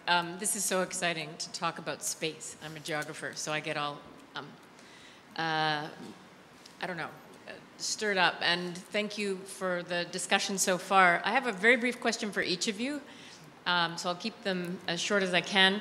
So Nandar, Linn, I really enjoyed your presentation. Thank you. I'm thinking as an indicator of post-war for Myanmar, that return of so many displaced people in exile, particularly in Thailand, would be a good indicator of development and of post-war. So what, if any, are the land entitlements or other entitlements, material entitlements, for those returning that might make that a real prospect? Harsh, I really enjoyed your paper, and I quote you, you said, I think, architecture as a repressor was a theme you wanted to explore. And this, of course, conjured Haussmann, 19th century Paris. Let's clean up Paris. Let's make wide avenues, nice parks, beautify. And Devika, your talk picked up on this theme as well, and Sarah, poetically, the idea that there are more people outside of the arcades than inside really got me thinking. So I guess my question to you, Harsh, is there an emancipatory architecture, one that is somehow, Lefebvre says that space produces social relations, so surely there's got to be something better. Devika, I was going to ask you a question, but then Ahilan totally scooped me. I couldn't ask it as well, but I would like you to comment maybe on Sarah's reference to who's included, and Haussmann again. I mean, Paris was cleaned up by taking out the overcrowded slums. And really, much of it was done as a response to social unrest and to prevent the possibility of resistance. So maybe you could just briefly talk to that. Thank you so much. Who wants to go first? Thank you. Regarding that IDPs along the border area of Thai, Myanmar, as well as China-Burma border areas, the thing is that although the armed force group are in the peace negotiation process, but we don't have that land entitlement for IDPs yet. So this is one case. And as you know that we still have conflict in the northern Myanmar. So people are still fleeing from their home areas. So another case is that apart from the conflict zones, we also had a problem. We also have a problem in Cyclone Nargis affected area. So land allocation is also not clear and it's not transparent. In that case, people in that delta area, they are trying to settle in the urban areas of Rangoon region, the former capital city of Myanmar. So in that case, there are lots of communal violences in these areas between that local people and the people from other areas, from the delta areas. And another issue is that the local government is very weak and they don't have any authorities in dealing with these issues. So, so in that case, I would like to point out not only that IDP, but also even people inside the country are facing the land allocation problem. Thank you.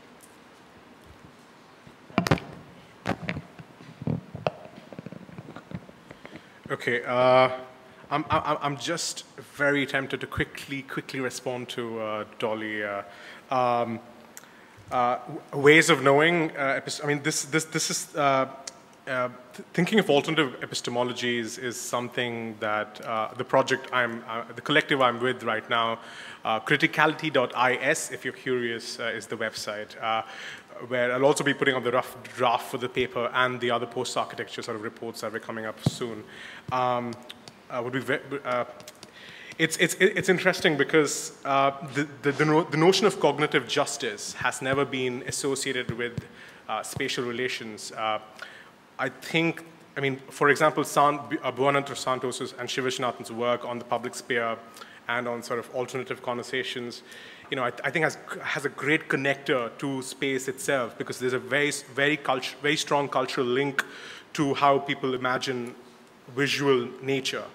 I'd love to take the conversation forward. Jennifer, you have, that is the question for one of my PhD proposals. Honestly, I really don't know. I think that we have contexts and we have emancipators within those contexts. I think any grand emancipator has failed, and wow, I really have no answer.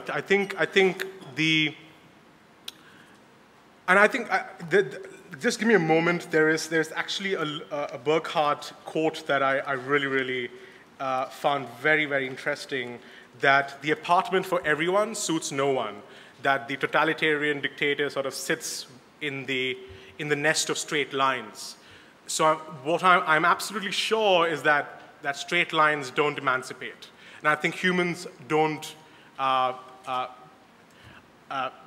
connect with straight lines necessarily. But I mean, again, this is I think a direction I'm currently thinking about, and as you can see, quite lost. but love to take this conversation forward as well. Yeah.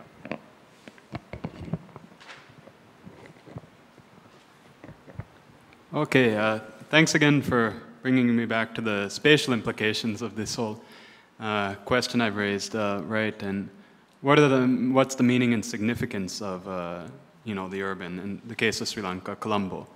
So I mean, I think that there's a very abstract approach you can take, which is to look at it from a kind of James Scott paradigm, which is that everything the state does, enumerating households, developing maps of a city, whatever it is this attempt to impose legibility and order, right, on very messy realities, right? And the converse of this is then the idea that people resist through these informal practices. For example, he gives this example in Brasilia, this planned city in Brazil, of how they, moved all these people away from the plaza and created this very open space, but people came back and created their little cafes and sidewalks again, and again, it's a more general theoretical perspective, right? I mean, I don't say abstract to dismiss it. I mean, it's a general theoretical perspective, right? So power generates its own forms of resistance, right? So, and again, the Haussmann model is also often cited, right? So again, how Haussmann, this French urban planner, during the 1800s, what was it, during Napoleon's time, I think, created these broad boulevards, right? And again, as a reflection of the power of the state to impose this kind of order on space. So I think if we're going to contextualize that in the case of Sri Lanka, though, again, this is where I return back to this whole issue of political economy and the specific geographic aspects of Sri Lanka. Colombo, relatively speaking, is a small city. And not only that, the slums, quote unquote, the slums here are very much on a smaller scale than in, say, India, right? In India, you go to Mumbai or someplace, you have massive slums, right? But here you have dispersed settlements of about 500 to 500 households. So this then impacts the ways in which we translate theory, in regional context. For example, Arjun Appadurai has this whole theory, this anthropologist, of how slum dwellers resist policies in India. But I think that in some ways he has embedded geographic assumptions in his theory about the scale of slums, right? Whereas in Sri Lanka, I think it's much harder to identify that massive scale that could lead to those kinds of forms of resistance. Now, that's not to say that there hasn't been resistance in urban areas in Sri Lanka. For example, during the colonial period, Kumari Jayawardena has written this excellent book, The Rise of the Labor Movement in Ceylon, where she talks about how the Malayali dock workers were organized, right? And again, this was part of the plantation economy in Sri Lanka during the colonial period. And so essentially, that was, again, a product of unique historical circumstances. Again, what class formation was behind it? Okay, you had a plantation economy, and you had these people who happened to be dock workers who were then organizing or engaged in other services, like the railways, for example. So that was a particular period of Sri Lanka's history. Now, again, if we're going back to this question of resistance, again, this is then maybe my research. I haven't done it. I mean, this in the sense that I haven't done the ethnographic research yet, but I mean, yeah, you could imagine that maybe people resist in subtle ways through, say, the informal economy, right? Or, again, to take the counter approach, right, which is the everyday weapons of the weak, right? How do people resist? But I mean, in terms of a larger historical formation or class forces or whatever it is, visible movements within the city, I don't really see it in the contemporary period. Yeah. Anyone else? Actually, on that point of resistance, there is a wonderful photograph. The Sri Lankans here may remember it, when the walkways in this immediate vicinity were inaugurated. A beautiful photograph because it tells so much about the situation that we're in, of the Secretary of Defense and Urban Planning pointing to his brother, the Minister of Economic Development, the trajectory of one of the walkways.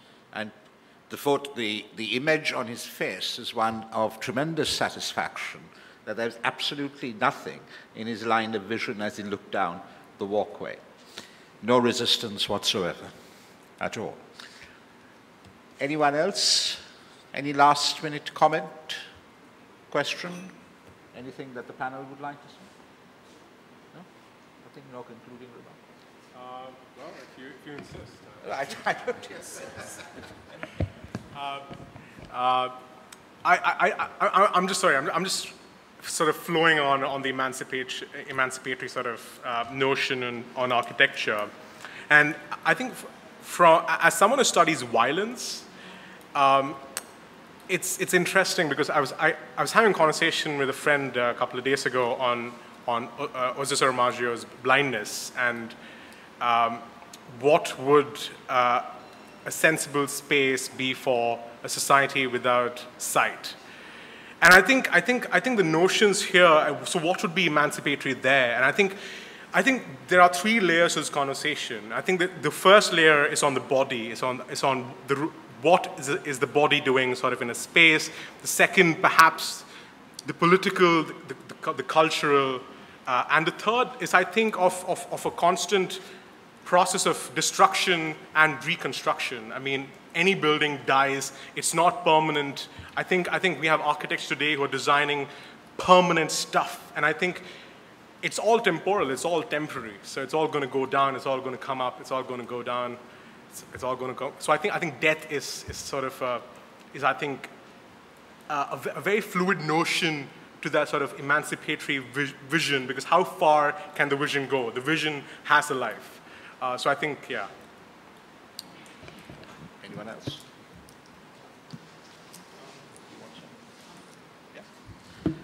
Well, when I was asked to chair this panel, I was given very strict instructions, written instructions from Vijay as to timekeeping and how much each person was allowed. And I think we have not only kept to it, we have perhaps exceeded his expectations as well. So thank you very much to the panel for an extremely rich discussion. And I think the important point here, I mean, yes, death is a process, but this is a conversation, and I think we have reinvigorated it to a certain extent, and that's what's important. So thank you to the panel, and thank you to you as well. Thank you very much, Sarah, and thank you very much, Devaka, Harshvardhan, and Sonandar, Linn. Well, so between Harsha's Derridian wolf and Devaka's Hegelian owl, I think we've covered a whole lot of ground, and it's been a fascinating way to end today. I think we begin tomorrow at 9. I should remember these things. Yeah, I think we begin at 9. I just want to check if there are any housekeeping announcements before we... There is? No? Okay, so there's the film. Which room? Sorry, again?